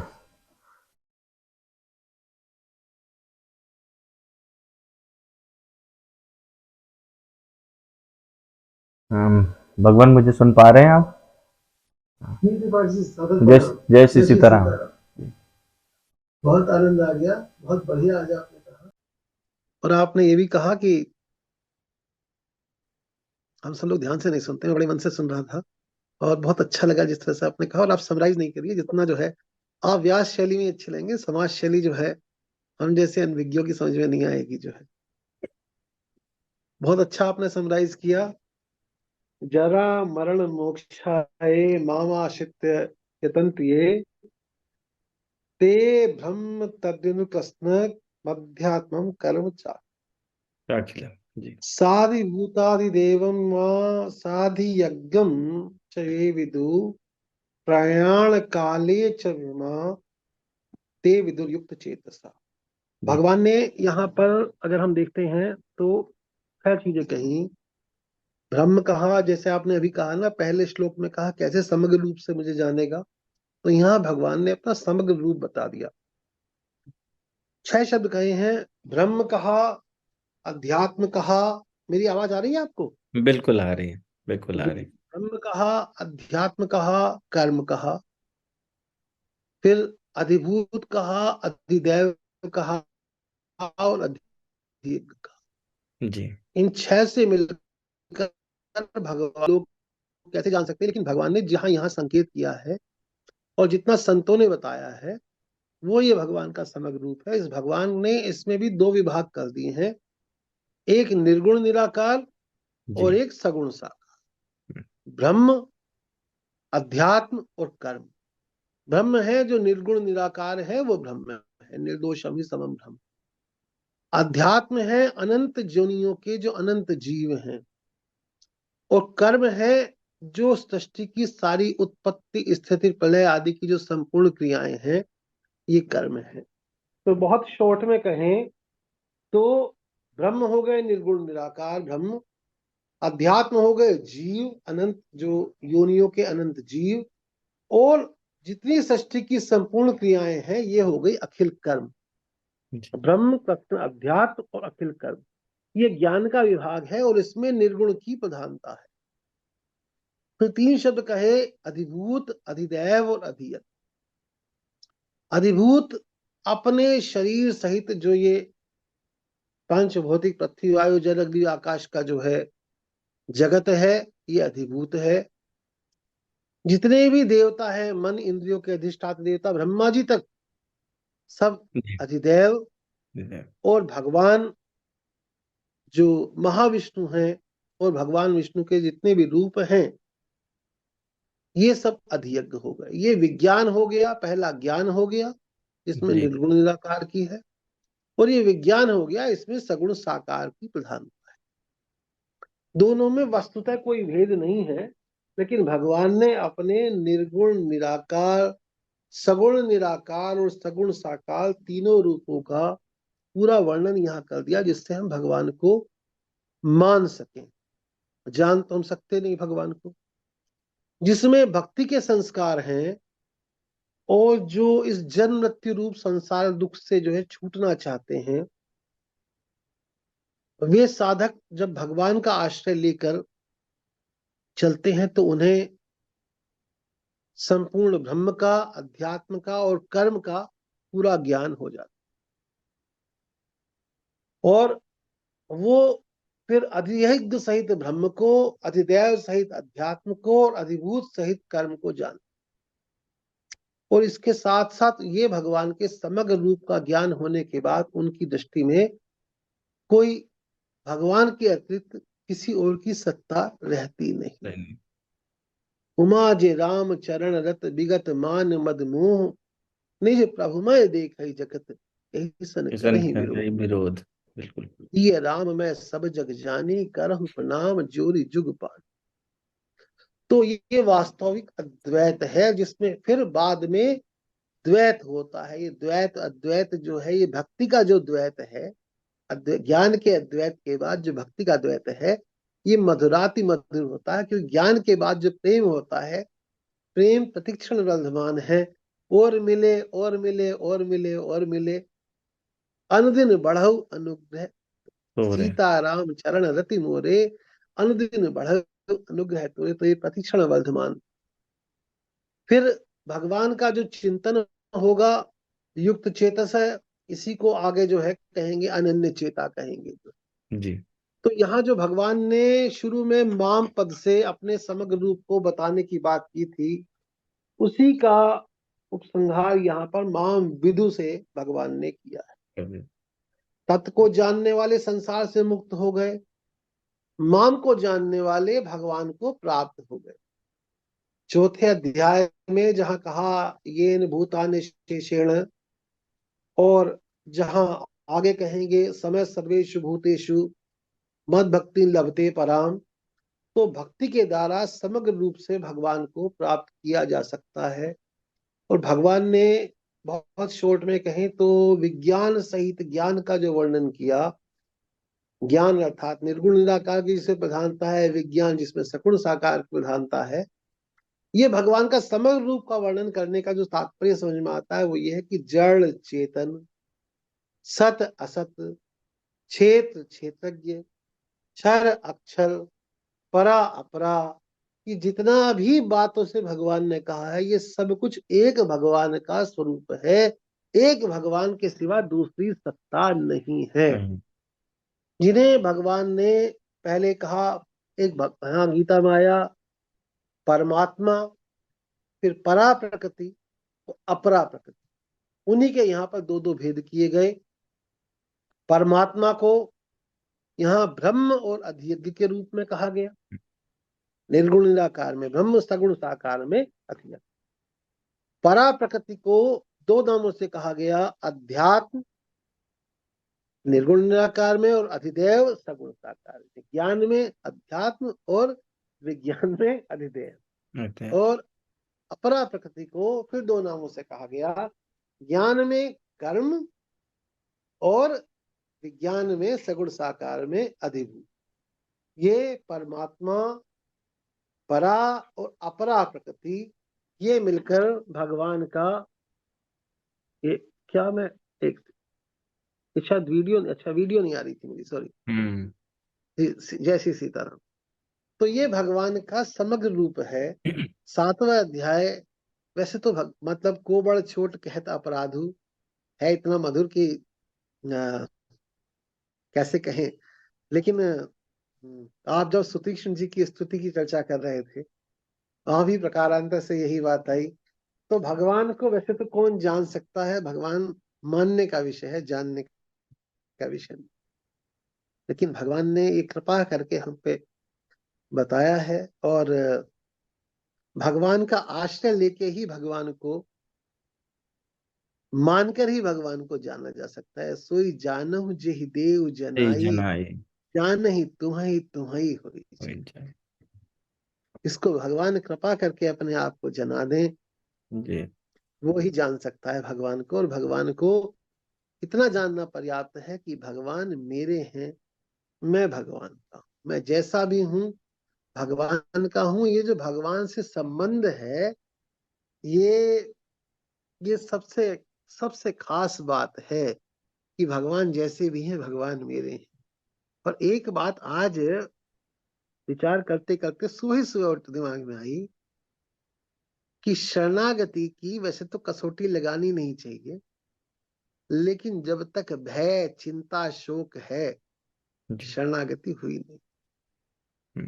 अगर शरणागत होने के बाद भी चिंता है, शरणागत होने के बाद भी कष्ट है, दुख है, ऐसा लगता है, प्रतिकूल परिस्थितियां रहेंगी, अनुकूलता प्रतिकूलता बिल्कुल रहेगी। व्यक्ति वस्तु और परिस्थिति सदा अनुकूल रहेगी, न सदा प्रतिकूल रहेगी। लेकिन चिंता अगर हो रही है तो शरणागति हुई नहीं है, अभी झूठ मूठ की बात है। और ज्यादातर हम लोगों की शरणागति ऐसी ही है। चिंता दीन दयाल को सोमन सदा आनंद, जायो सो प्रतिपालयो रामदास। और चिंता क्यों होती है? चाहने से चिंता होती है। चाह चूहड़ी रामदास, सब दास नीचन में नीच, तू तो केवल ब्रह्म है, चाह न होती बीच। और ये चाह मिटेगी कैसे? ये भगवान के भजन से। भगवान का भजन कैसे हो? भगवान में प्रियता हो, भगवान से अपनापन ही भगवान का भजन है। पन्न गारी सुन भजन सम क्या है वो? भजन दूसर आन, उससे उठ नहीं रही। ऐसे भगवान को बार बार बार बार याद करना ही भजन है। भगवान याद आए, भगवान की याद न करना पड़े, ये हमारा लक्ष्य होना चाहिए। जैसे सांस लेते हैं ना, सांस, जी। तो सांस हम याद करके नहीं लेते ना, कि उठ गए भाई सांस लेनी है, और खा रहे हैं ये तो भूल न जाए सांस लेनी, नहीं तो दम घुट जाएगा। सांस सो रहे हैं तो भी ले रहे हैं। तो ऐसे ही भगवान की स्मृति निरंतर बनी रहे। तैल धारावत जो है, सांस पे ध्यान आया कि जैसे सांस हम लेते हैं, तो सांस लेने में कोई उद्योग नहीं, ये भी याद नहीं रहना रखते कि हम सांस ले रहे हैं, काम सब कर रहे हैं, सांस ले रहे हैं, लेकिन इस बात का अभिमान भी नहीं रखते कि हम सांस ले रहे हैं। ऐसे ही साधक को पतिव्रता रहे पति के पासा, जो साहिब के ढिग रहे दास।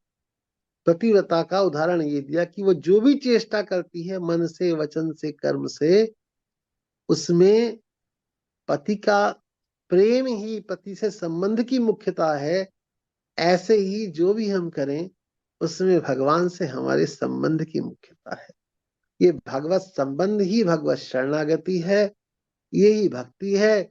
और इसी को भगवान ने कहा, सन्मुख होई जीव मुहि जब ही, जन्म कोटि अग। पाप नहीं, पाप के बाप का बाप अग, जन्म कोटि अग, नासहु तब ही। तब ही का मतलब सद्य, साधरे भी मंतव्य है ना, सद्य साधु कर देते हैं, करम सद्य, यही साधु। इससे सुगम बात कोई नहीं है। विचार करके देखें तो इससे आह्लाद की बात कोई नहीं है। दिक्कत क्या आती है कि अपनी मनचाही का जो है ना, मैं शरीर हूं, संसार मेरे लिए है, मेरी मनचाही हो जाए और मेरी अनचाही ना हो जाए, यही भक्ति की खास बाधक है, यही शरणागति की खास बाधक है। और यही वो बात है जिससे सारा सत्संग कहते, सुनते, समझते भी नहीं आती। विवेचन कर लेंगे, किताब लिख लेंगे, प्रवचन दे देंगे, सब कुछ कर देंगे, लेकिन मेरी मनचाही हो जाए, ये जो मनचाही है ना, यही वास्तव में जो भगवान की जो माया के वशीभूत हो जाना है, कि भगवान को ना चाह के हम अपनी चाहते, भगवान से भी अपनी चाहते। बस इसको वस्तुतः कहते तो हैं कि जी हम भगवान के दास बने, लेकिन जी, जाके उल्टा हो जाता है, भगवान को अपना दास बनाने की कोशिश हाँ करते हाँ हैं। हाँ, ये बात है। नहीं तो भगवान तो दास बनने को तैयार है। भगवान ने कहा, मैं तो हूं भगतन को दास, भगतन मेरे मुकुट मणि, सुमिरि पवन सुत पावन नामू, अपने बस अपने बस कर राखे के रामू। रामू, यहाँ शब्द भगवान ने विरोध पूर्वक शब्द भगवान को ऐसे ही कहा है, रामू जैसे कोई घर का होता है ना, काम करने वाला। और भगवान ने किया, भगवान ने सदन कसाई के यहाँ काम किया, भगवान ने धन्ना जाट के यहाँ काम किया, भगवान ने कर्म बाई की खिचड़ी खाई, भगवान जो है लुट गए जो है, तो भगवान ने क्या क्या नहीं किया। तो भगवान ने कहा ना, अहम भक्त पराधीन। क्यों? क्यों? ये यथामा प्रपद्यन्ते तांस तथैव। जो मुझे जैसे भजते हैं वो ऐसे भजते। हम भगवान को कैसे भजते हैं? हम भगवान को नहीं भजते, हम संसार को भजते हैं। अगर भगवान को भजे तो भगवान ने जाहि विधि राखे राम ताहि विधि।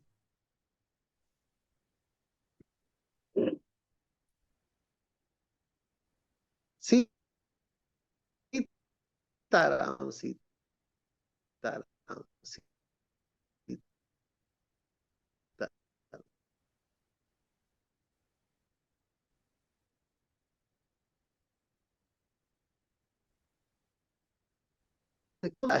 राम ही ना चले तो राम चलता, भीतर से चलता है। इसी को अजपा जप कहा, इसी को सहज सुरति कहा, इसी को मूक सत्संग कहा, इसी को जागृत समाधि कहा, इसी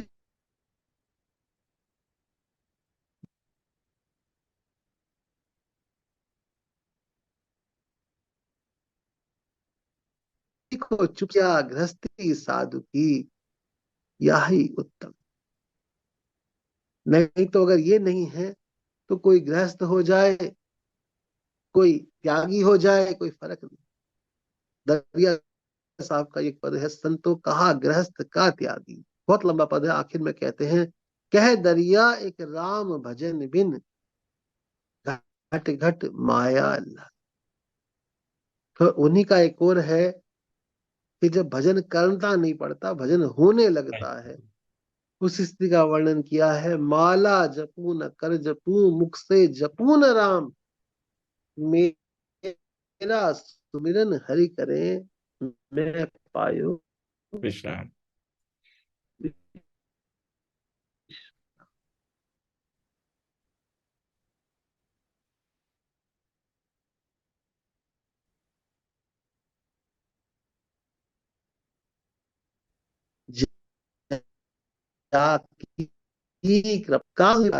भगवान है। भगवान के शरण होके भजन का आश्रय भी नहीं है, साधन का आश्रय नहीं है, आश्रय केवल भगवान का है। और भगवान से भी वो कुछ नहीं चाहते। जिन्हें ही न चाहिए कबहु कुछ, और तुम सन सहज स्नेह, बसहु निरंतर तासुर, सो राउर निज गे। अभी आपने जब पिछले प्रवचन में किया, मैं 2-3 बार आ नहीं पाया, बहुत क्षमा प्रार्थी हूँ हाथ जोड़ के, है ना। तो वो आपने वाल्मीकि जी ने जब बताए थे 14 स्थान जो है, आखिर में जो परमानेंट एड्रेस बताया भगवान का, वो यही है कि जिनको आपसे कुछ नहीं चाहिए, बस आपसे स्नेह है। आप प्यारे लगे, आप मीठे लगे, आप नरक में डाल दें, स्वर्ग में डाल दें, ज्ञानी बना दें, अज्ञानी बना दें, कुटिल कर्म ले जाए मोहि जय जय अपनी बरी आई, तह तह प्रभु छिन छाह छोड़ियो कमठ अंड की नाई, यह विनती रघुवीर गोसाई, और आस विश्वास भरोसो दूसरे की आशा न रहे। भगवान ने कहा ना राम गीता में कि मेरा तो नर कहाता है और करता दूसरे की आशा है। तो कहा तो करो, कहा विश्वास, क्या विश्वास करो। तो दूसरे की आशा छूट जाए, भगवान की आश्रय रहे, एकमात्र भगवान का आश्रय, भगवान में प्रियता हो, और आप यकीन करिए इसमें इतनी निश्चिंतता है, इतना इतना सुख है कि इस सुख के सामने संसार के सारे विषय सुख फीके हैं। सेठ जी से किसी ने पूछा कि भक्ति का सुख क्या है, तो सेठ जी ने कहा कि भक्त अपना सुख लेता नहीं, भगवान के सुख में सुखी। भक्त का अपना कोई सुख होता ही नहीं। पर फिर तुम भी तुम्हारी लैंग्वेज में पूछना चाहो तो एक चीज है, जो देह संसर्ग का चरम सुख होता है, उसका भी अनंत कोटि कर लो, कैसे समझाएं। मीटर ही तुम्हारे पास ये है। सेठ जी जय दयाल गोविंद का जी का कहा वचन है। और स्वामी जी महाराज कहा करते थे कि जो शांति है सत्गुण की, उसका भी उपभोग न करे। प्रवृत्तिम च निवृत्तिम च मोहमेव च पांडव, कहिए तात सो परम विरागी, जन सम सिद्धि 3 गुण त्यागी। जानिए जब ही जीव जब जागा, जब सब विषय विलास बिता। तो इस स्थिति के लिए बड़ा साधा सा चीज है, भगवान से ही प्रार्थना करें, भगवान से ही प्रेम करें, भगवान को ही चाहें, भगवान से ही चाहें। एक भरोसो, एक बल, एक आस, और किसी दूसरे की आशा न रहे। हरो जीव जड़ताई। हमारी आशा शरीर से है, अपने दिमाग से है, अपनी चतुराई से है, बुद्धि बल से, विद्या बल से, धन बल से, पद बल से, कुटुंब बल से। ये जब सब बल नहीं, तो सुनी री मैंने निर्बल के बल। जब तक गजराज को दूसरों का आश्रय था, तब तक एक और सरो न कहा। और जैसे ही भगवान को पुकारा, तो भगवान, नारायण पूरा भी नहीं हुआ, भगवान आ गए। और भगवान ने कहा कि गजेंद्र मुझे आने में बड़ी देर हो। भगवान ने क्षमा प्रार्थी। द्रौपदी मैया ने पुकारा, द्वारिका वासिन तो भगवान को द्वारिका होके आना, नहीं तो भगवान ने तो वही वस्त्रावतार लिया हुआ था। मगर ये बात जब तक संसार की कामना बलवती है, संसार के रुपए का, पद का, इसका लोभ है, तब तक ये बात समझ में नहीं आती, नहीं आती, नहीं।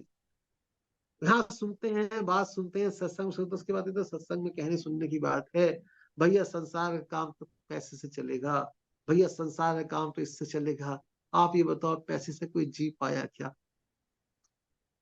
और एक और बात है, जिसको पैसे की बहुत इच्छा हो, जिसको पद की, धन की बहुत इच्छा हो, एक बात समझ ले कि एक कहानी है बड़ी छोटी सी, आंख की बीमारी और पेट की बीमारी। आपने सुनी है? नहीं नहीं, सुनी ये होगी नहीं। शायद आप, नहीं? अच्छा, चलिए बहुत शॉर्ट में कहता हूँ। एक आदमी एक वैद्य के पास गया, बोले महाराज मेरी आंख में भी दिक्कत है और पेट में भी दिक्कत है। तो उन्होंने कहा कि अच्छा, ये 2 ड्रॉप दे दी, जो है होम्योपैथी वाले हो रहे होंगे, कि ये आंख में डाल लेना और ये पानी में डाल पी ले। अब उसने कहा जी ठीक है।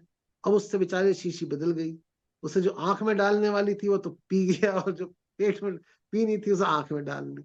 2 दिन बाद गया, बोले महाराज मेरी तो पेट में हालत खराब हो गई, आंख भी सूज गई। तो उन्होंने कहा अच्छा ऐसे कैसे हो गया, दिखाओ दवाई दिखाओ, कैसे कैसे ले रहे हो? तो उन्होंने कहा कि तुमने आंख की बीमारी की दवा पेट में ले ली, पेट की बीमारी की दवा आंख में ले ली।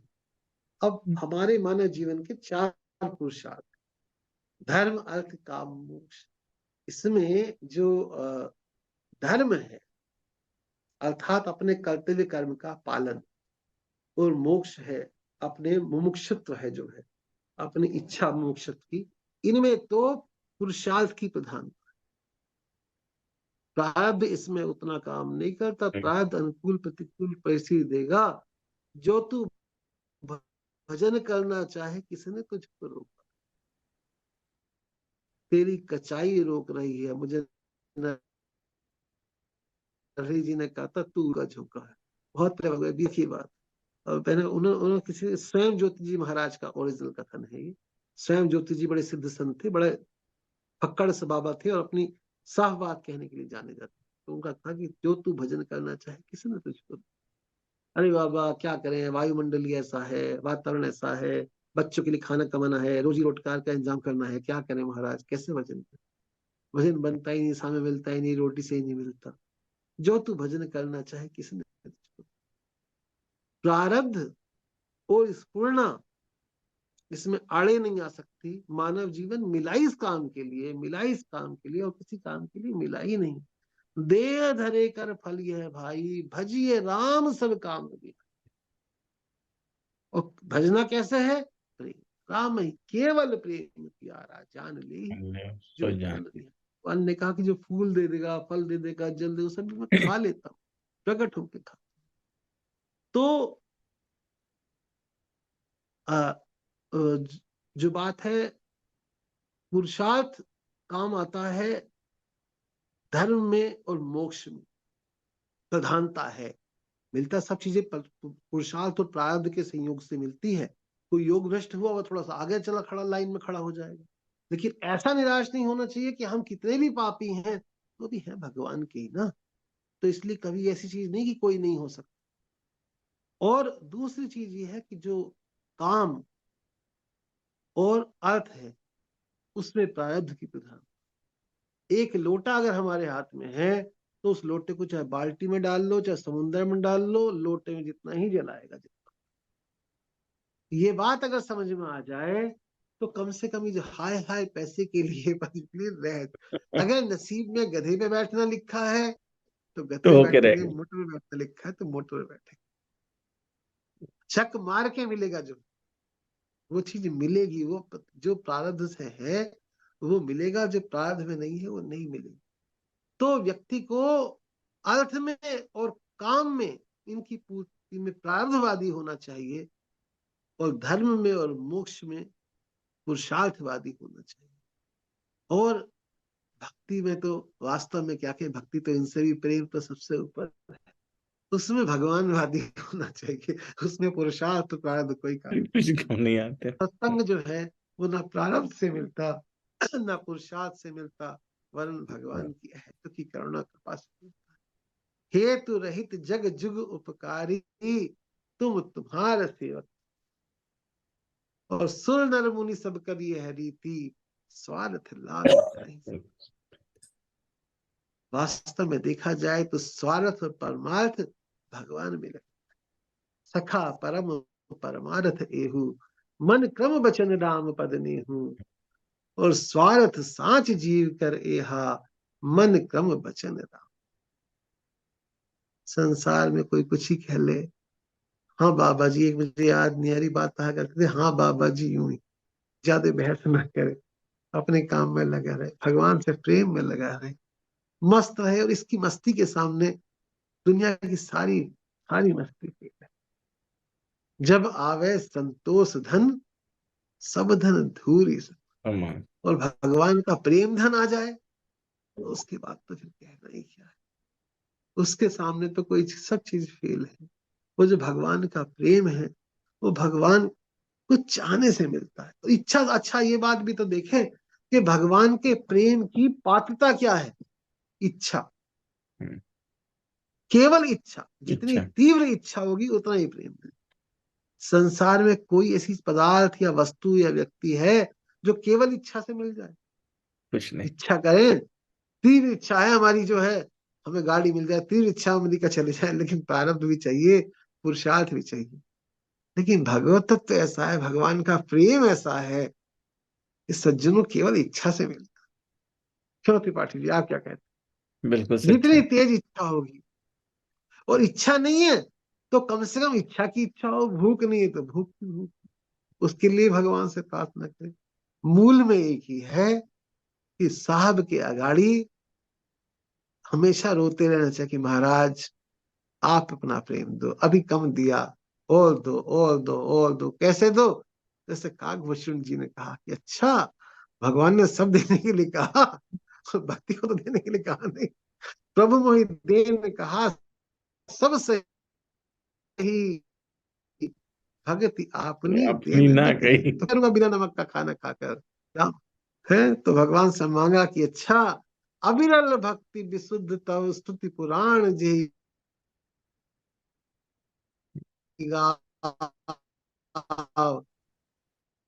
जी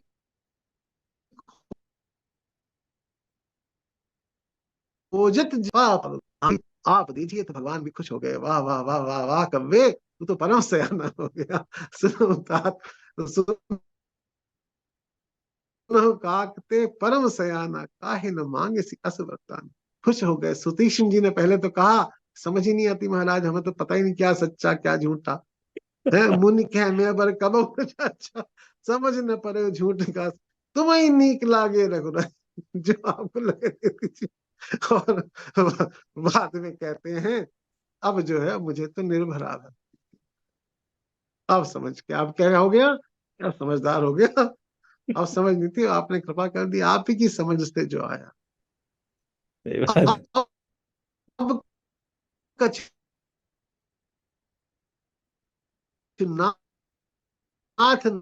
न चाहिए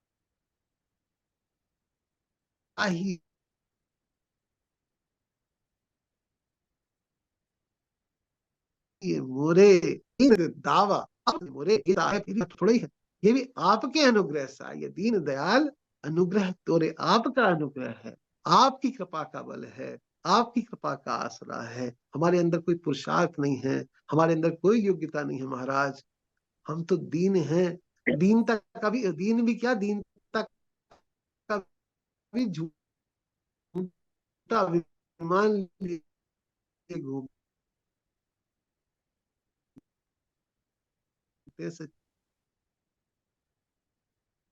दीन भी नहीं है। मगर भगवान आश नहीं दिखते, मन पिता।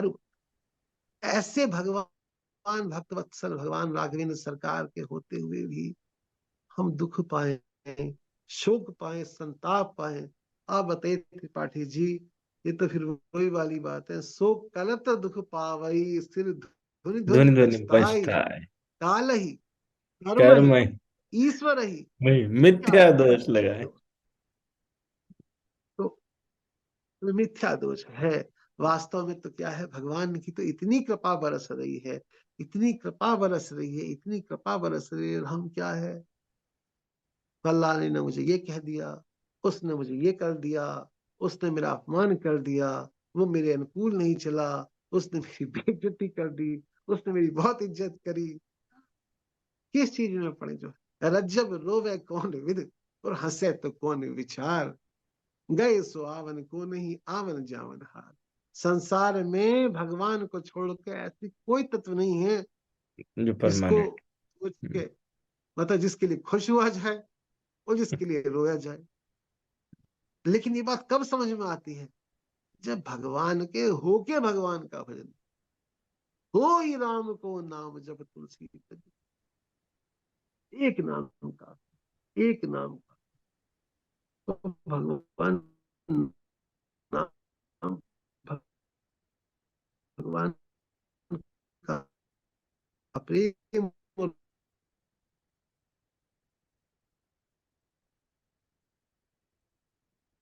प्रेम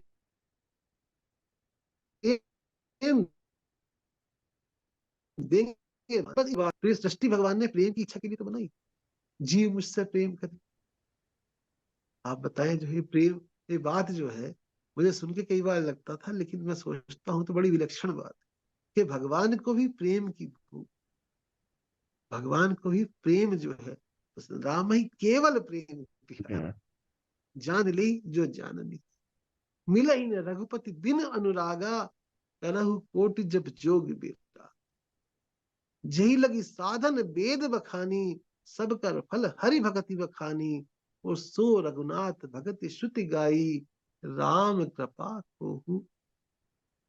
तो भगवान की कृपा का ही, उसी के लिए, उसी का आश्रय लेके, उसी की इच्छा करके और उसी के सहारे निश्चिंत रहें।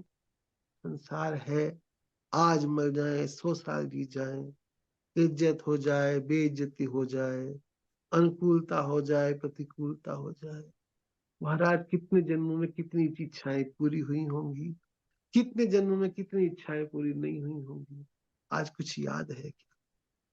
नाम की बात करते हैं, हमें अपनी 7 पीढ़ियों के नाम याद है क्या? जिनके खून, जिनका रक्त हमारी शिराओं में दौड़ रहा है, उनका याद है? किसकी बात है? कौन सा नाम, किसकी क्या बात? शरीर वो है क्या? बचपन में शरीर दूसरा था, जवानी में दूसरा था, अब दूसरा हो गया। पहले कुछ और लगता था, कब कुछ और लगता है, कुछ और गोल पोस्ट चेंज होते रहे। भगवान का नाम ही सच्चा है। और ये विचार करेंगे तो कितने भी कष्ट होंगे, सारे कष्ट मिट जाए। बचपन से जो मैं सोचता था वो ये है कि ऐसी कैसी स्थिति हो, जो गीता में जब बहुत छोटा पढ़ा, सबसे पहले मेरी इस पे जो नजर अटकी, या लब्धवा चापरम लाभम मन्यते नाथ। ऐसी कैसी स्थिति हो सकती है भाई कि बड़े से बड़ा नुकसान हो जाए तो उसे फर्क ना पड़े, और बड़े से बड़ा लाभ हो जाए तो ऐसी कैसी, वो तो बादशाह का बादशाह हो, जो अनुकूलता की से, अनुकूलता की दास्ता और प्रतिकूलता की भयाक्रांतता से स्वतंत्र है, तो बादशाह, असली बादशाह है। सो शान के शाह, तो बात लगी जिसको कछू न चाहिए सो शाह। भगवान को छोड़कर कुछ और चाहते नहीं, भगवान को ही चाहते हैं। बाकी नाथ जैसे आप रख, जैसे आप रख लो, जैसे आप रख लो, हमें जो बनाओ सो बन जाएंगे, जहां भेजो वहीं जाएंगे। जय, एक पद आता है ना, जय विजय गाते हैं उसमें।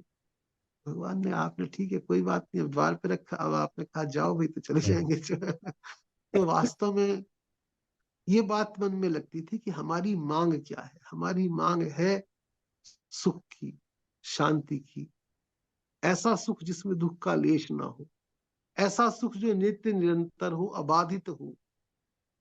वो सुख हम व्यक्तियों में, वस्तुओं में, परिस्थितियों में ढूंढते हैं, संसार में ढूंढते हैं। संसार है दुखालयम च शाश्वत।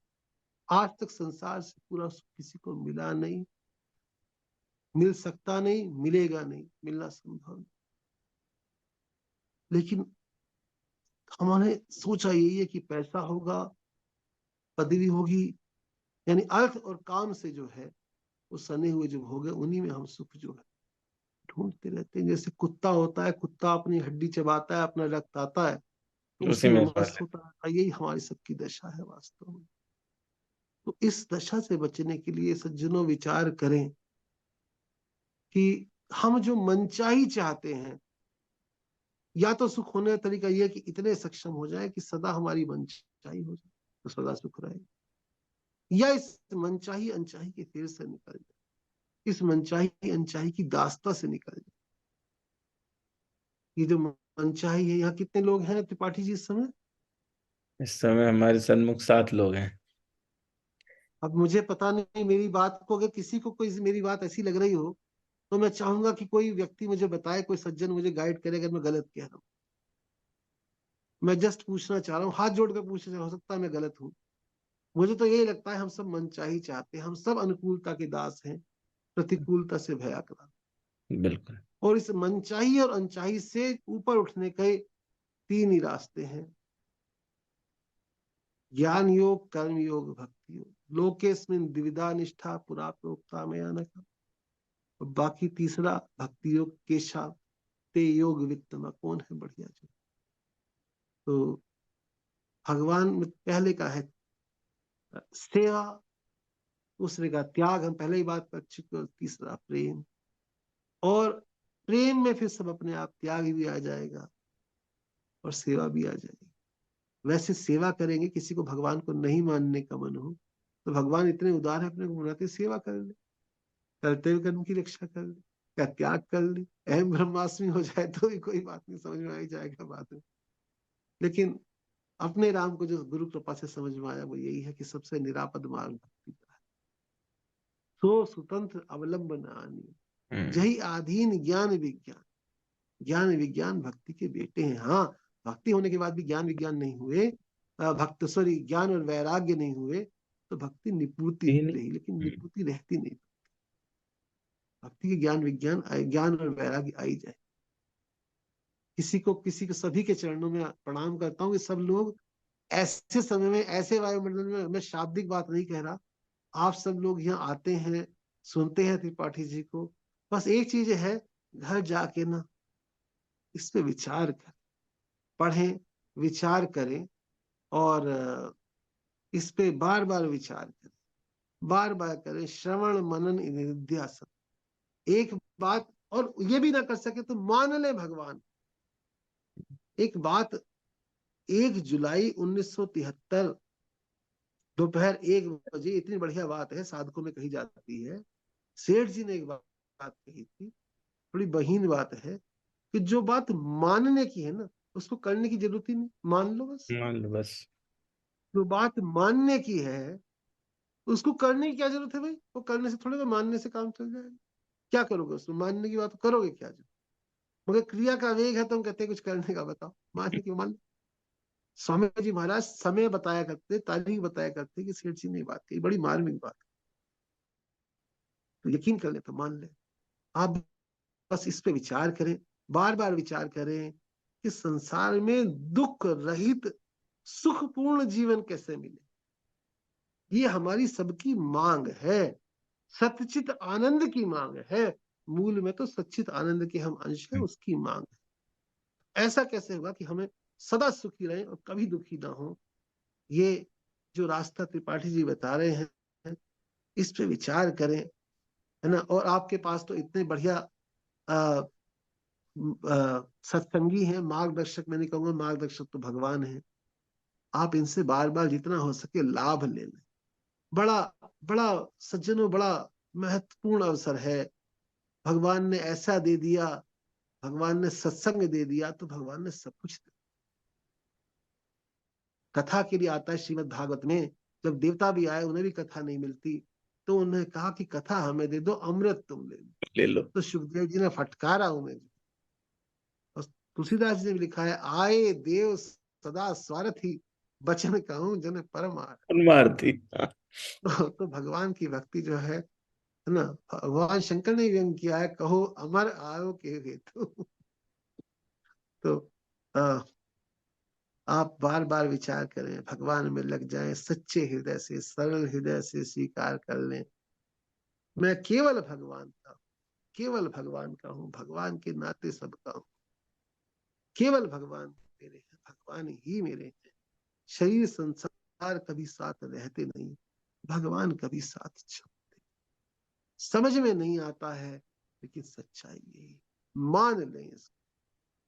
वो बात है ना सतो विद्यते भावो, ना भावो विद्यते सता। विदेश होता इसमें सब कुछ आ गया, सब कुछ आ गया। ये समझ में नहीं आए। एक बात इसको कहा करते पद्यानुवाद में, त्रिपाठी जी बड़ा अच्छा है जो सुंदर है सदा, है जो सुंदर है सदा, और नहीं सो सुंदर ना है। मगर दिक्कत क्या है कि नहीं तो प्रगट दिखी, और है तो दिखे नहीं। ये सब भगवान की माया है ना। तो मायापति को भज ले तो माया अपने आप हो जाएगी। किसी को कोई मेरी बात अगर बुरी लगी हो तो मैं हृदय से क्षमा चाहता हूँ। मेरे अपने कोई विचार नहीं है, कुछ गड़बड़ हुई मेरी तरफ से हुई, जो संत कृपा से मिली वही बात आपके सामने निवेदन कर रहा हूँ। मैं बहुत, त्रिपाठी जी, आपका बड़ा आभारी हूँ। आप मुझे इसमें जोड़ के भगवान की याद करा दे। भगवान की याद कराने से श्रेष्ठ कोई काम नहीं है। और मैं सच कहूं, आपके समान मेरा कोई उपकारी नहीं है जो भगवान की याद। मैं कैसे आपका धन्यवाद कैसे कर दूं, मतलब मेरे पास सच में शब्द नहीं है। बहुत बहुत बहुत हृदय से आपको धन्यवाद। यहाँ जो लोग बैठे हुए हैं इन सबको धन्यवाद। किसी को कोई बात कुछ कहना हो, कुछ बताना चाहते हो तो आप पूछ लें, किसी को कुछ कहना हो। किसी का कोई प्रश्न है तो वहां तक जा सकता है, और किसी प्रकार से पूछना चाहते हैं। अभी तो सर आप इतनी योग्यता हासिल नहीं की जो हम प्रश्न कर सकें। ऐसा नहीं है, भगवान की सब पर दया है, ऐसा सोचना ही नहीं चाहिए। देखिए, संसार की योग्यताओं में छोटा बड़ा होता है। योग्यता तो उसी दिन हासिल कर ली जब भगवान का संसार में आए। हम भगवान के हैं।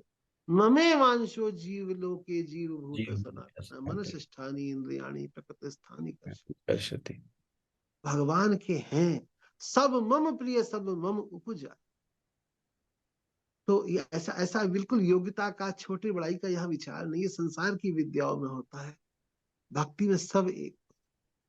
कर्म कांड में फर्क होता है, व्यवहार में फर्क होता है। व्यवहार में सब व्यवहारी नहीं होते, लेकिन देखिए सब सब दर्शिना है। तो आप में से मैं किसी को भी ऐसा नहीं मानता कि आप में किसी में योग्यता नहीं है। अगर कोई सर्वथा अयोग्य है तो मैं ही हूं। उस चीज को स्मृति छोड़ के सब योग्य हैं, मुझे छोड़ के सब संत हैं। यही वास्तव में वैष्णवता को हमारे स्वामी जी महाराज ने तो यही सिखाया। आप सब संत हैं। आपके हृदय कमल में विराजमान परमात्मा को मैं बार बार साष्टांग प्रणाम। ऐसा कुछ भी, बल्कि जितना आप कहेंगे पूछेंगे उतना अच्छा रहेगा। पूछना चाहिए, कहना चाहिए जो है। तदपि असंका कीन्ही सोई, कहत सुनत सब कर हित हो। आप देखिए भारद्वाज जी को क्या नहीं पता था। तो ये कीन्हे प्रश्न मनहु अति मूढ़ा, चाहे सुने राम गुण बूढ़ा। है ना। तो कैसे कैसे अज्ञानी बन के भारद्वाज जी पूछ रहे हैं, बताइए। सो की राम की अवर कोई जाहि जपै त्रिपुरा। तो याज्ञवल्क्य जी समझ गए, और याज्ञवल्क्य जी ने इसको कहा, और कहा कि तुम ऐसे मूढ़ बन के पूछ रहे हो, है ना। तुम सुचि सेवक तुम राम के, मन का वचन, मन से वचन से कर।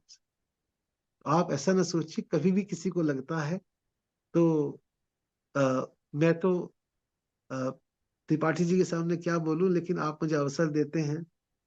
मैं बहुत कभी कुछ भी भगवान के बारे में कोई बात करे, भगवान की याद दिला दे, उससे ज्यादा मेरा कोई सगा है ही नहीं।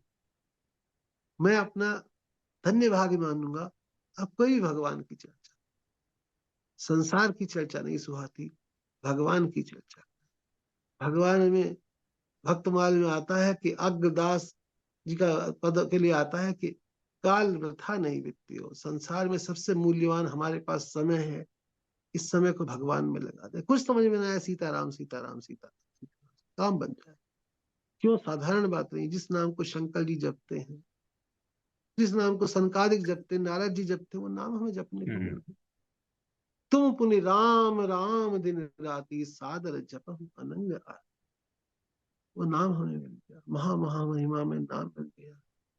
क्या कहूं, मेरे में तो कहने की सामर्थ्य नहीं है, और ना मुझे त्रिपाठी जी तरह इतना अच्छा समझाना आता है। जो मन में आता है बोल देता हूँ ऐसे ही, बस खुशी में बोल देता हूँ, मस्ती में बोल देता हूँ, अपनी मस्ती में मस्त रहता हूँ। लेकिन हूँ अपनी मस्ती में मस्त, भगवान की कृपा से मस्त। भगवान जैसे चाहे, जैसे चाहे, जिस तरह चाहे, जैसे चाहे राखें। तुम शरणानंद जी कहा करते थे कि हे प्रियतम, मुझ पर तुम्हारा पूर्ण अधिकार है, तुम जैसे चाहे, जैसे चाहे। तो कभी भी कुछ भी लगे, आप कभी भी जो है पूछ लें, बीच में भी कुछ लगे तो अ, अगली बार फिर आएंगे।